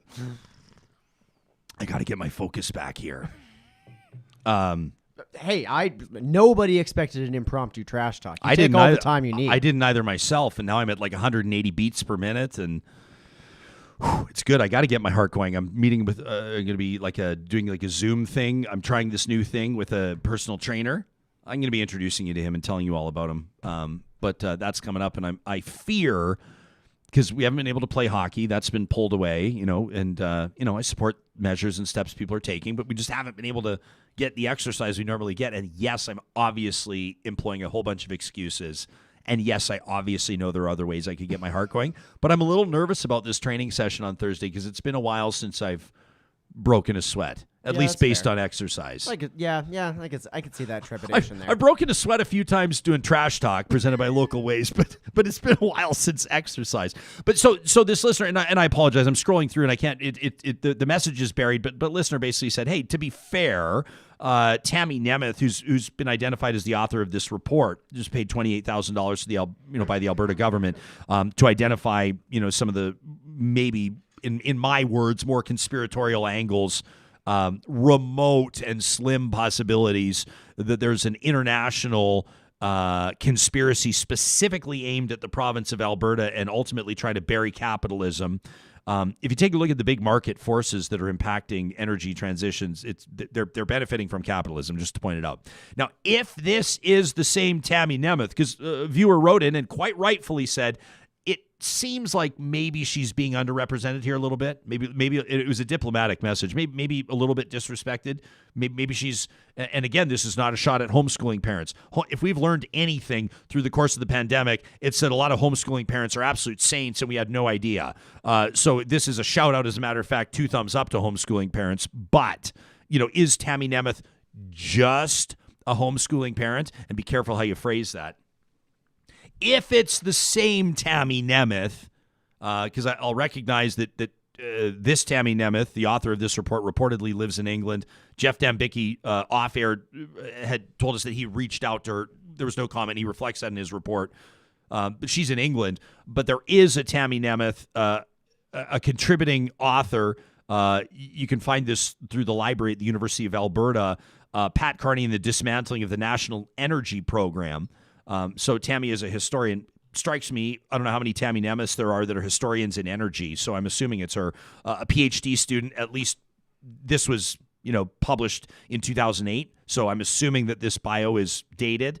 PhD at the University of British Columbia, research in Canadian contemporary history, BA honors from the University of Regina, on the development of Reformation theology, an MA in history out of the University of Alberta, represented the Department of History and Classics for the U of A at the Greyhound Lecture Series at the University of Calgary in the spring of 1997. So that's what I was able to dig up. So in the interest of fairness, I think it's important, and I appreciate that listener making that point. So, where do we start here? There's a lot going on the chat line, and if I can just, this is an interesting point from Tracy. I'm trying to decide right now. I have a solo cup of kerosene, and I'm standing over a fire it's just smoldering though, and I know that if I threw this on, it would go. Whoosh. Shall I throw it? You always throw it. I don't even know why you pause sometimes. You're always going to throw it. I'm just building suspense before I... Do I have time to tell a quick story before I get to this? I think I do. We met some amazing people up at Berg Lake. Have you ever hiked into Berg Lake? It's I've not. Yeah, so it's, oh my gosh. Whereabouts are we talking? So it's right by Mount. It's sort of like at the base, not technically, but it's kind of at the base of Mount Robson. Oh, okay. So you go west of Jasper, Highway 16. If you're, no matter where in Canada you're listening to us from, or no matter if you're checking out this podcast internationally, I would recommend the western. Jasper, you start there, and then you just get out to Mount Robson. It's phenomenal hiking, absolutely amazing. If you want to punish yourself like you've never been punished before, do what we did and hike the Moose River route, which will just beat you into submission mercilessly for a number of days. But Berg Lake is the entrance into the Moose River route, and you can just do it as kind of an overnight trip and then turn back, and I highly recommend it. The lake itself, as the name would suggest, there's got these big chunks of ice actually floating in the water, and you hike in the 20K or whatever it is, and you pull off your boots and you put your feet in the water, and it's just like, just incredible. So we meet these amazing folks. This was, several summers ago up there, and everybody's sitting around the campfire, and in the morning we're about to set off onto the Moose River route, and in the morning they're about to take off and head back down to civilization. And so they're these, experienced hikers, so much so that they chopper in. They say their knees and their backs can't, support them like they used to. So they chopper in, and then they do day hikes. They do scrambles with day packs. So it's brilliant, right? You don't have to hike in the 60-pound pack, but it also means that you can bring some of the luxuries, like as we may bring tartar sauce. Well, they happen to bring moonshine. And it's like, it is not a joke whatsoever. And I have been around some beverages that can pack a punch, but I had never experienced something like this. And this is such a party foul. I can't even believe that I'm confessing this on Real Talk, but it's real talk. So here I am. So I'm sitting here, and the guy pours me this like into my stainless steel hiking mug, this splash of moonshine. It was a generous splash. And I'm sipping it, but like my eyes are, and I'm just like, I'm not even, it was so strong. Like, it was just one of these things where it was like, it's like turpentine. It was like paint thinner, so I don't know what I was thinking. Do you know where this story's going? So we're sitting around the fire, and I see this, that scene in The Gods Must Be Crazy where the guy's like chewing on the chocolate bar, but he doesn't enjoy it, and he pretends like he's talking to his friend. He's like, and he's like spitting it all out because he wants to get rid of the chocolate bar. So I'm sitting around the fire, and then Buddy looks away, and I'm like, here's my chance. I got to get rid of this. So what do? I throw it into the fire. Well, what do you think happens? It's like, good Lord. Woof, like this massive. It's like I threw a cup of gasoline on the fire, like just this woof. And, of course, he turns around right away, first of all, because he just about, got a free Brazilian from the rear. And he kind of looks at me, and then he's putting two and two together, and he's like, did you just? And I was like, but like, what was I going to say? It's obvious what I just did. And I was like, I just went straight to self-deprecation. I was like, I couldn't handle it. I couldn't. I need it. And he's like, I would have drank it. My apologies. So I'm going to throw the moonshine on the fire right now. This from Tracy, who says, honestly, she says, I'm homeschooling right now, like a lot of people. Tracy says, and the homeschooling groups are riddled with conspiracy theorists and QAnon supporters. And Tracy says, nothing would shock me. So, interesting point. Now, there are families that homeschool for a number of different reasons. I am sure that there's a significant portion of the population that homeschools its kids because they don't trust in the secularized, socialism pushing, vaccine championing, sort of like probably premarital fornicating, type. I mean, there's probably all different angles on what kids are, they're, the next thing you know, your kids are going to have gay friends if you put them in public school. There's probably an element to that population that homeschools for sure. And then there's an element of the population that homeschools just because they want to homeschool and because they're amazing and they want to be around their kids, or maybe because there's geographical barriers, or maybe because their kids have special needs and they've had their PUF funding pulled and they're not getting what they need in public schools, or maybe it just doesn't make sense for them, or maybe there's a million reasons. And I think there are trends that we can note in certain populations. You also want to be careful. I'm trying to be careful here. I've got friends that homeschool. Heck, everybody's been homeschooling this past year. This is probably a decent time for me to make an announcement before we get to our next guest. I haven't even told you this, but we're going to be starting Real Talk late on one day. And I want to give everybody a heads up, and Sam, I'll give you a heads up because you can sleep in a little bit. Ooh, it is, next Tuesday. And this is for one day and one day only. On Tuesday, February 2nd, Real Talk's going to start at 9 o'clock instead of 8:30. And that is because we're doing something a little bit different, and we're not owned by a multi-billion-dollar corporation, and we can and we can ebb and flow in our provision, and quite frankly, do whatever we want. And Tuesday, February 2nd, is going to be my little guy's very first day in a classroom. It's going to be his very first day. We have reached the decision as a family. We approached this decision with trepidation. Obviously, there's a lot to consider. A lot of kids have been in school the whole time. A lot of parents wouldn't dream of sending their kids to school right now. But we've decided for what's right for our family that this is the right time for him to go to school. So his first day is going to be Tuesday, February 2nd. So we're going to walk him to school, and then I'm going to come in a little late for Real Talk. So we'll start at 9 o'clock next Tuesday, February 2nd, all right? That sounds fantastic. So there you go. Very excited about that. Keep the comments coming. Right now, we wanted to remind you that without the support of Clean Air Club, we wouldn't be able to be on this journey like we are today. And it was amazing yesterday to see another couple of you tweeting at me, letting me know that you had signed up. One of you showed me the website. You just signed up at cleanairclub.ca. The other sent me a photo of the furnace filters showing up on the front door right shortly after you had ordered them. That's what they do. They take the guesswork out of when these furnace filters should be replaced, and they make sure you always have what you need so your family can breathe easy. Let your furnace run the way it's designed to run. Right now, we need them in tip-top condition, right? And that comes with keeping it clean as well. So cleanairclub.ca is where you can sign up. They're proudly locally owned and operating and a proud sponsor of Real Talk. Same deal goes with the team at Eden Landscaping. They know that this is the time of year that you're starting to envision what your dream outdoor space might look like. So they can do the small projects like flower boxes all the way up to the big ones. Like maybe you're building your new dream home, but the home builder's giving you a pretty lousy layout for your backyard. You can check them out at landscapeedmonton.ca, or you can link to their website, of course, by checking out the sponsors tab at ryanjesperson.com. That's landscapeedmonton.ca. Eden Landscaping, a proud sponsor of Real Talk. Well, how much have you been paying attention to what's been going on when it comes to vaccinations, and most specifically vaccinations of some of our more vulnerable populations? We're talking about seniors living in long-term care or other supportive facilities, and we're going to learn a little bit more about the different models here, including those that are private service providers. There's a line that's been drawn when it comes to vaccine eligibility. And I think we're all going to learn something here as we welcome to the show from the Canterbury Foundation, Wendy King, and from Exquisicare, Don Harsch. My friends, welcome to Real Talk. Thanks for being here. My pleasure. Thank you for having us.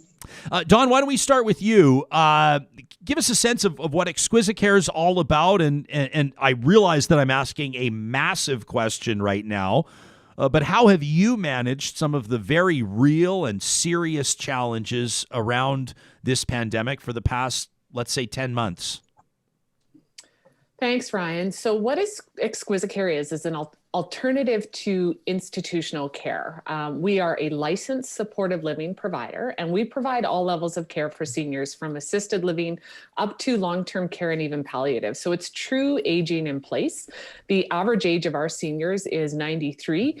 In fact, one of our residents, she's 102, and she celebrated her birthday yesterday through a cold COVID window because of the COVID restrictions that we are mandated to adhere to. She couldn't have a birthday party. So as a licensed supportive living provider, we are required to follow the medical officer of health orders, which legislate that because we are a risky congregate care facility, we need to do certain things to protect our seniors. So we've done those things. I mean, the last 10, 11 months have been brutal for all supportive living providers. And it takes a while to explain it, but there is government funded supportive living, whether that's long-term care or designated supportive living.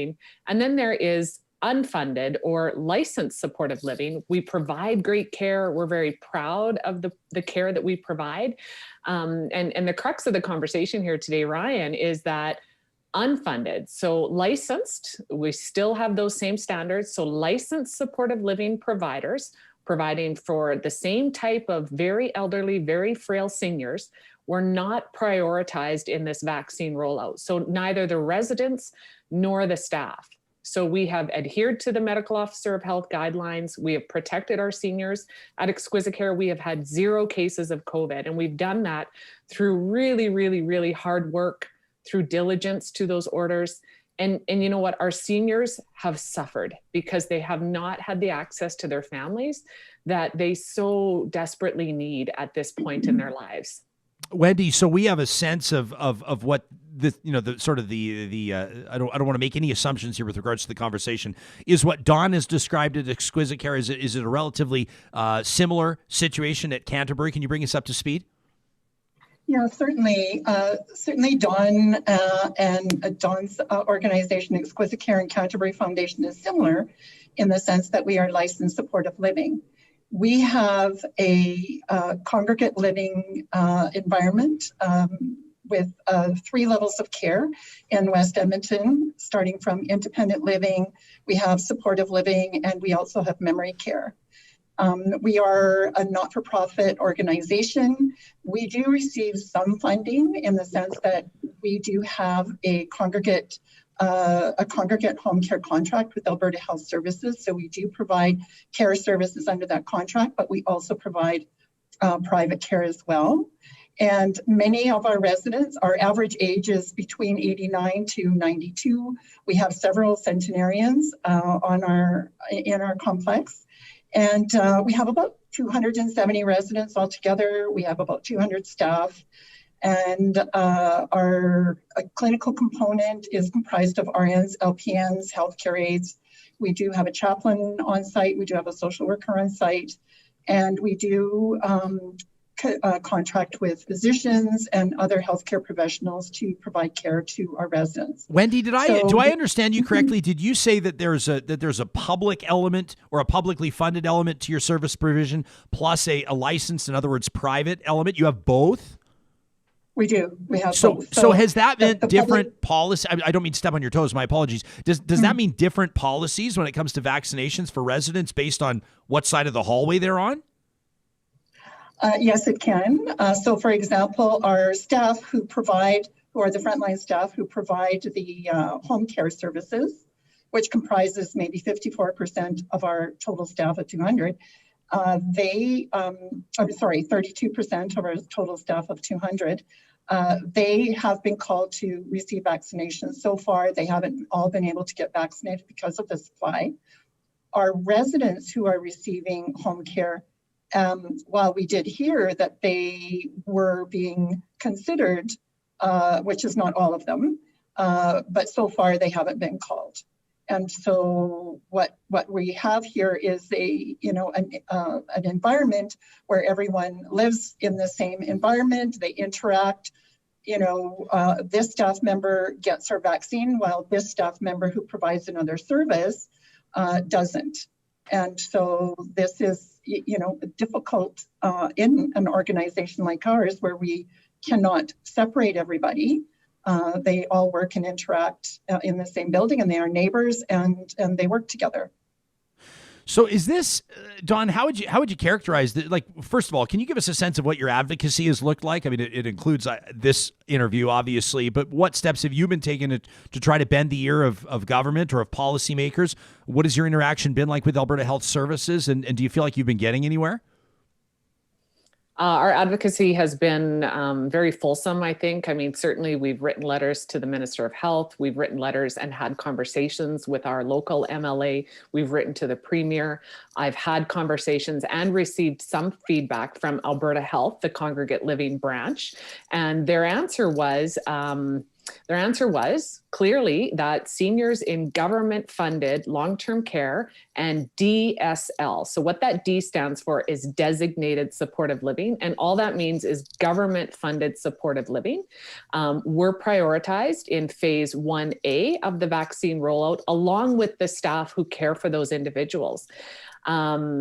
We have talked to Catherine Douglas, who is the Executive Director of the Health Advocates Office of Alberta. We have worked through our association, the Alberta Senior Citizens Housing Authority. And, you know, it's interesting because the message that we're getting back is that certainly these individuals are deserving of the vaccine, but they are going to be rolled out in terms of the residents. They are going to be receiving that vaccine as part of phase 1B, so not until February. And the thing that I find really frustrating and hard to understand is that there has been no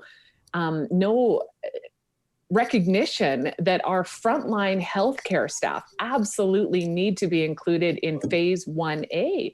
As Wendy said, we too employ registered nurses, LPNs, certified healthcare aides, physicians, allied healthcare providers.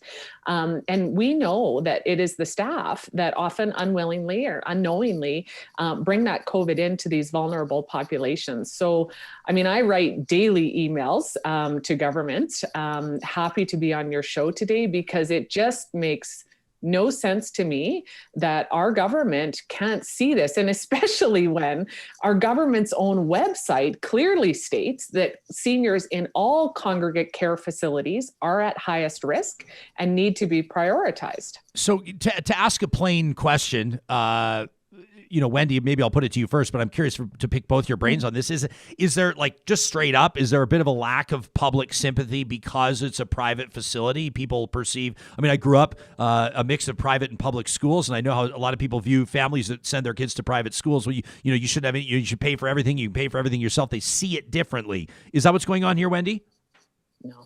Well, I think it's more about choice. I think that seniors in this province want to have a choice of whether, as Dawn mentioned in her opening, whether or not they want to live in a public institution or in an institution, or whether it's a residential setting. And so residents who live in our facilities choose the residential setting.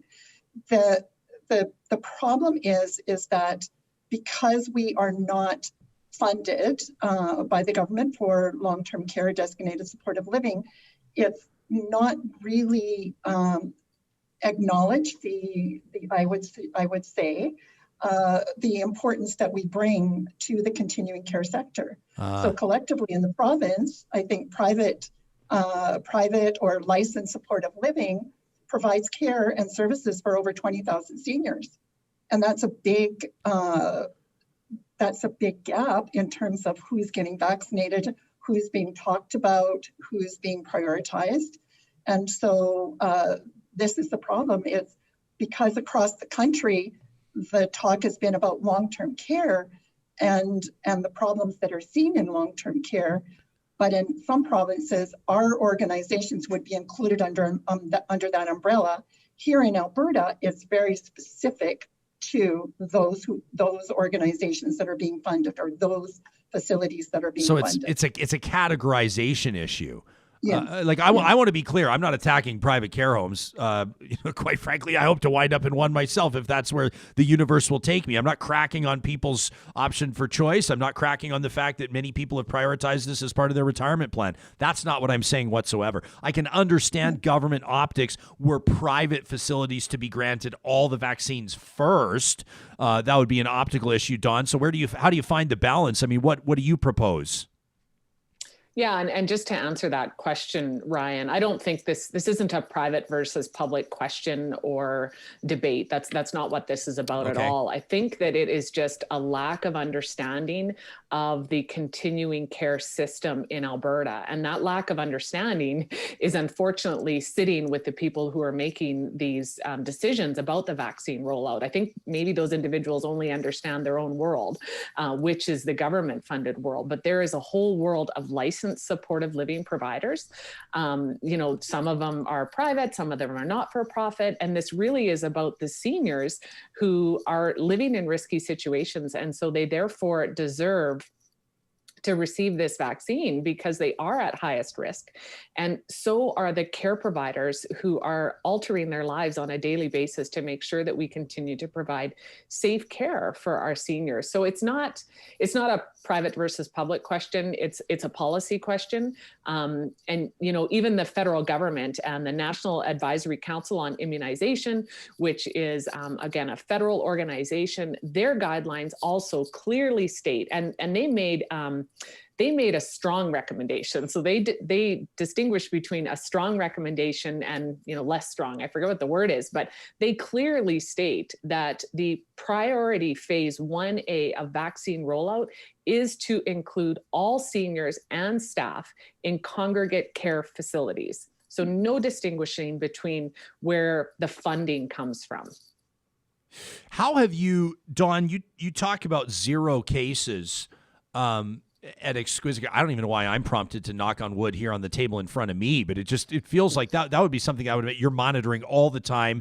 And as we've seen in Canada, I mean, some of the worst outbreaks have been in private care facilities in other provinces. How have you maintained? And we understand the numbers. I'm not going to start getting into it. I don't have data in front of me, but we know what happens once a location or a facility is compromised. The spread can be quick and it can be deadly when you're talking about, 80, 90, centenarians. I love how you put that, Wendy. But how do you achieve that? Like, can you give us a sense? You talk about no family visits, and I know this has been very difficult on families, let alone the residents themselves, these people. But what measures can you give us a sense of what it's been like in these facilities, how you've maintained 0 cases, most especially with staff that are coming and going? So I believe that there's 2 answers to that question. One is we have diligently followed those orders. We have very dedicated staff who have also very diligently followed those orders. And so we have been very, very, very carefully managing this outbreak right from day one. But the second thing that we do, which is it's inherent in who we are and how we operate, is it's a residential model of care. And so my mantra since I became a nurse almost 30 years ago was that institutionalizing our parents is not okay. And whether it's private or public funded long-term care, I think if you look at the infrastructure around those, where you have much old buildings, you have shared rooms, it's difficult to control a seasonal influenza, let alone a pandemic, in environments and infrastructure. So, we really advocate for a residential model of care. We believe that not only is it safer, provides a better quality of life for the seniors, but the outcomes are better. So twofold in that, but we still believe that, that our seniors and the staff are providing care in congregate care facilities. They absolutely need to be added to the priority list for vaccination in Alberta, and that needs to happen now. And we recognize that there's a vaccine shortage, and of course, everybody is waiting. But as soon as we start to receive vaccines again, we need that our seniors and staff to be on that list. Yeah, I mean, and heaven forbid an outbreak were to occur and these seniors have been denied vaccines. I mean, you hate to talk about things like, look at me, I was about to perpetuate something that drives me nuts and start treating it like numbers. These are people's lives we're talking about. I don't mean to point out how politically inconvenient it would be for a government, but it would be extremely politically inconvenient were seniors to experience an outbreak in a long-term care facility that had been denied access to vaccines. Then again, we talk about the bigger supply issues around vaccines, and you wonder if there's more factors at play here. Wendy, has the public scrutiny with some of these cases, we've seen them especially in Eastern Canada with some of these private care facilities experiencing outbreaks, some of them with horrific results. The death tolls are mind-boggling. Has there been more public scrutiny? Do you perceive there to be more public eyes or even more oversight from authorities with regards to how you're operating and the steps that you're taking? Oh, absolutely. Because in our case, we we are a licensed facility as well, and we do provide care, and we have a contract with Alberta Health Services to provide care. So we are required to operate under the accommodation standards. So we had a visit from accommodation standards here, more than one. And also with respect to the continuing care health service standards, again, so we had inspections. So people, our organizations are able to get inspected without notice. So they just drop in and they want to, immediately we have to pay attention and walk them through our process. And so that scrutiny is definitely there. And in particular, it seems, it is more so on the publicly funded sites. So because of the media and because they are being talked about so much, and because the population in the province really doesn't understand that organizations like ours don't fit under the long-term care that nomenclature. They don't understand that. They kind of lump us, all together in that. And so we're all under scrutiny, absolutely. David's watching this morning, and he tweets at me. He says, as my 93-year-old mom sits and waits for her vaccination, it's a shameful situation that Alberta Health Services and the government are discriminating with getting shots in only government-funded facility residents' arms. All seniors and workers in all facilities need to get the shot. That from David. Don, Wendy, before we thank you for your time, is there any, I always want to ask is there any ground we've not yet covered? We typically will ask for a call to action. What do you want to leave our audience thinking about? Don, maybe we'll ask you first. Well, I would love a call to action for any of your listeners to contact their MLA, contact the Alberta Health Advocate's Office to insist that this policy change be made, and it be made immediately. Because here's the reality, and I mean, we all want to get back to life the way that it is. And the sooner we get our vulnerable seniors vaccinated and the care providers who care for them, the sooner that can happen. We know that age is one of the factors that results in poor outcomes with COVID. We know that it's a lot of the seniors that are in acute care in the ICU and are in hospital because of COVID. And so this needs to happen for the seniors themselves, for the care staff, for their families, because it is absolutely the ethical thing to do. It is based in science. It is the right thing to do. But not only that, I believe that this is a step that needs to happen. It was an oversight, and we want to see government add all licensed supportive living residents and their staff added to priority phase 1A of the vaccine rollout. So I would encourage your listeners, please, please, please do what you can to help us advocate for this really important change. Don, I just want to fact check something so I can comment on something a viewer is submitting a comment on. If my mom or dad is living at Exquisite Care, what does the amount of government funding that you would receive on a monthly basis look like? Is it zero, or is it a discounted amount? Zero. So you receive zero government funding. We receive zero government funding. Okay. Wendy, our call to action, what is it? Our call to action is very similar to what Don is saying. We are saying to contact the Premier, contact the Minister, contact the Chief Medical Officer of Health and the Health Advocate. That information is included in our Q&A on our website, so please, you can get that information there. And we need people to say how important licensed supportive living is in the continuing care sector. Acknowledge that our seniors who are living in these sites need the vaccination as much as the ones in the government-funded sites. They all are at relatively the same age. They have several comorbidities that could put them at risk for negative outcomes, including death. And nobody wants to see that, regardless of whether a site is funded or not funded. Ladies, I want to thank you so much for making time for us today. Wendy King with Canterbury Foundation, Don Harsch with Exquisite Care. You put a lot on our radar that may not have been there before, so we appreciate it. Thank you so much. Thank you, Ryan. Thanks for having us. You bet. You can reach out to both of those guests, of course, on Twitter or by following the web links each and every morning around 8:15. We release the Twitter handles of the guests that we anticipate will be on the show, unless something changes there. So we encourage you to check them out and feel free to be in touch. Many of you with some, we're getting a lot of perspective checks on our live chat here on YouTube about your own families and how they've managed. I read this from a listener that says, this is from Tracy.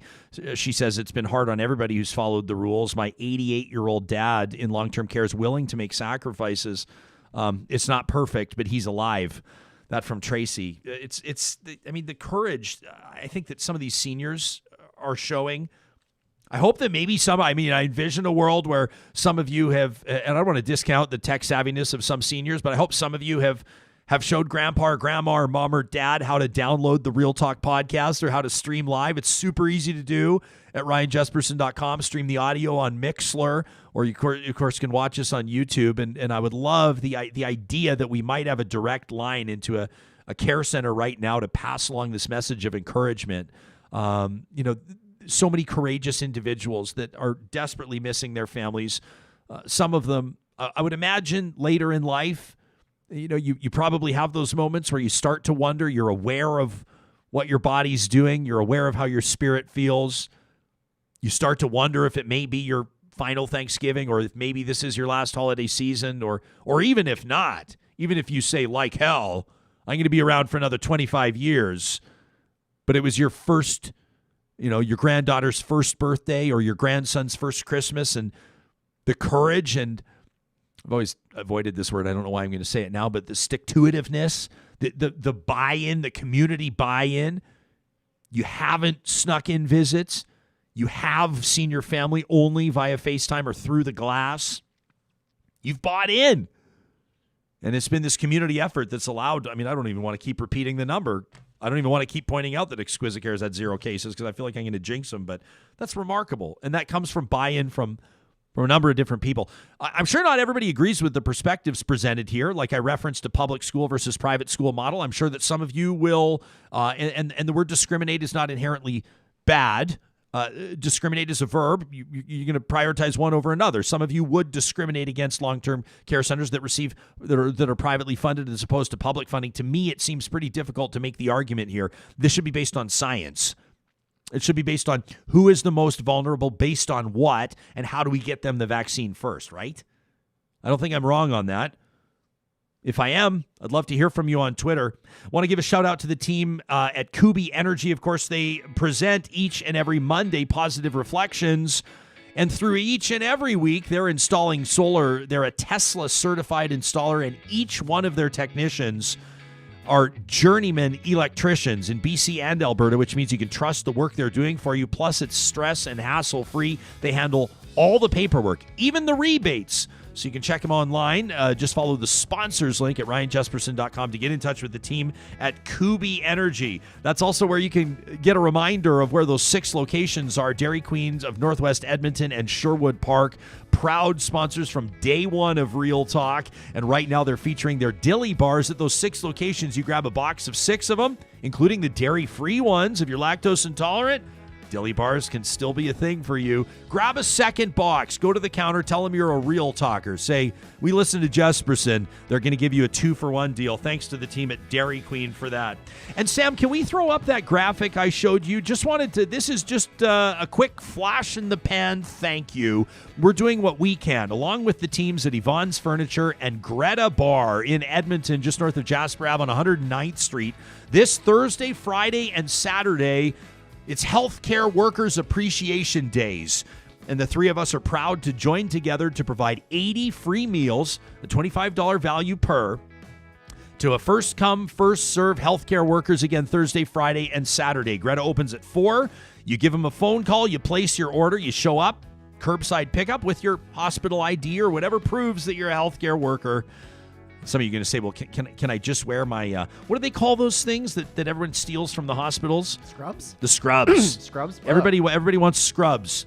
Maybe you just show up in scrubs. If you got a stethoscope, you look like you're coming straight off Grey's Anatomy. Maybe that'll work. Tell them you're a real talker. You work in healthcare. Don't tell people how to cheat the system. I'm not telling you how to cheat the system. I'm just saying, if you show up straight from work with your ID tab and your scrubs, nobody's going to give you any hassle. We want to say thank you to you, our healthcare workers, and we're grateful for everything that you do. Also, a big shout out to the team at Alta Moving and Storage. If 2021 means a move for you, you want to put it in the hands of the team at Alta Moving and Storage. Locally owned, locally operating, and they are problem solvers. That all starts with taking the stress out of the move with these pod-style containers. They drop them off at your house. When you're ready to go, they pick them up and drop them off at the new spot. You need movers, they got you covered too. And of course, long and short-term storage at Alta Moving and Storage. There's been a lot going on while we've been on the air, so to speak, while we've been doing the show live, including at the Alberta Legislature. The members, basically a committee vote here, Executive Council, people wanted to see a motion for an Executive Council to produce the documents around this Keystone XL investment, the $1.5 billion plus that $6 or $7 billion loan guarantee. You know, the fact that I'm saying $6 or $7 billion reiterates why people are looking for this data, this information. Critics wanted to see these documents appear before the Public Accounts Committee.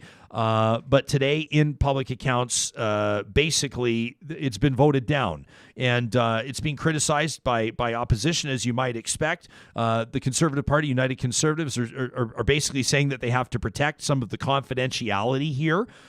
Critics like, Shannon Phillips, former environment minister, here's one that I'm picking just off the Alberta Legislature hashtag, says if a board or a corporation gambled away a minimum of $1.5 billion, refusing to disclose risk analysis or how much money the deal might cost, they would be fired. The United Conservatives have refused basic transparency on the Keystone XL gamble, says former Minister Phillips. Unseal the deal. You'll remember that Premier Jason Kenney promised to earn your trust back on January 1st and then on January 4th, talking about the Aloha Gate, as it's come to be known, the travel scandal implicating some members of his government, including the former Minister of Municipal Affairs. A lot of people are saying if you want to regain trust, this is where you could start, by opening up these documents on Keystone XL. People rightfully asking, what does the government have to hide? That's something we'll continue to stick on. I want to let you know quickly, when it comes to tomorrow's show, you're not going to want to miss it. We've got a couple of guests coming up that we're very excited about, and that includes the guy behind this book. Super excited about Cameron Hughes. He's going to join us. He is the king of cheer. You've seen this guy doing his thing in sporting venues around the world, including National Hockey League arenas. He's going to tell us some of the stories of, as he says, showing up, getting up, and never giving up from the world's most electrifying crowd igniter. That's coming up later this week. Panels on mental health. We're going to be talking about agriculture. And don't forget Vitor Marciano and Janice Irwin on Friday's Roundtable. Thanks for tuning in to Real Talk. We'll see you tomorrow morning at 8:30 Mountain Time.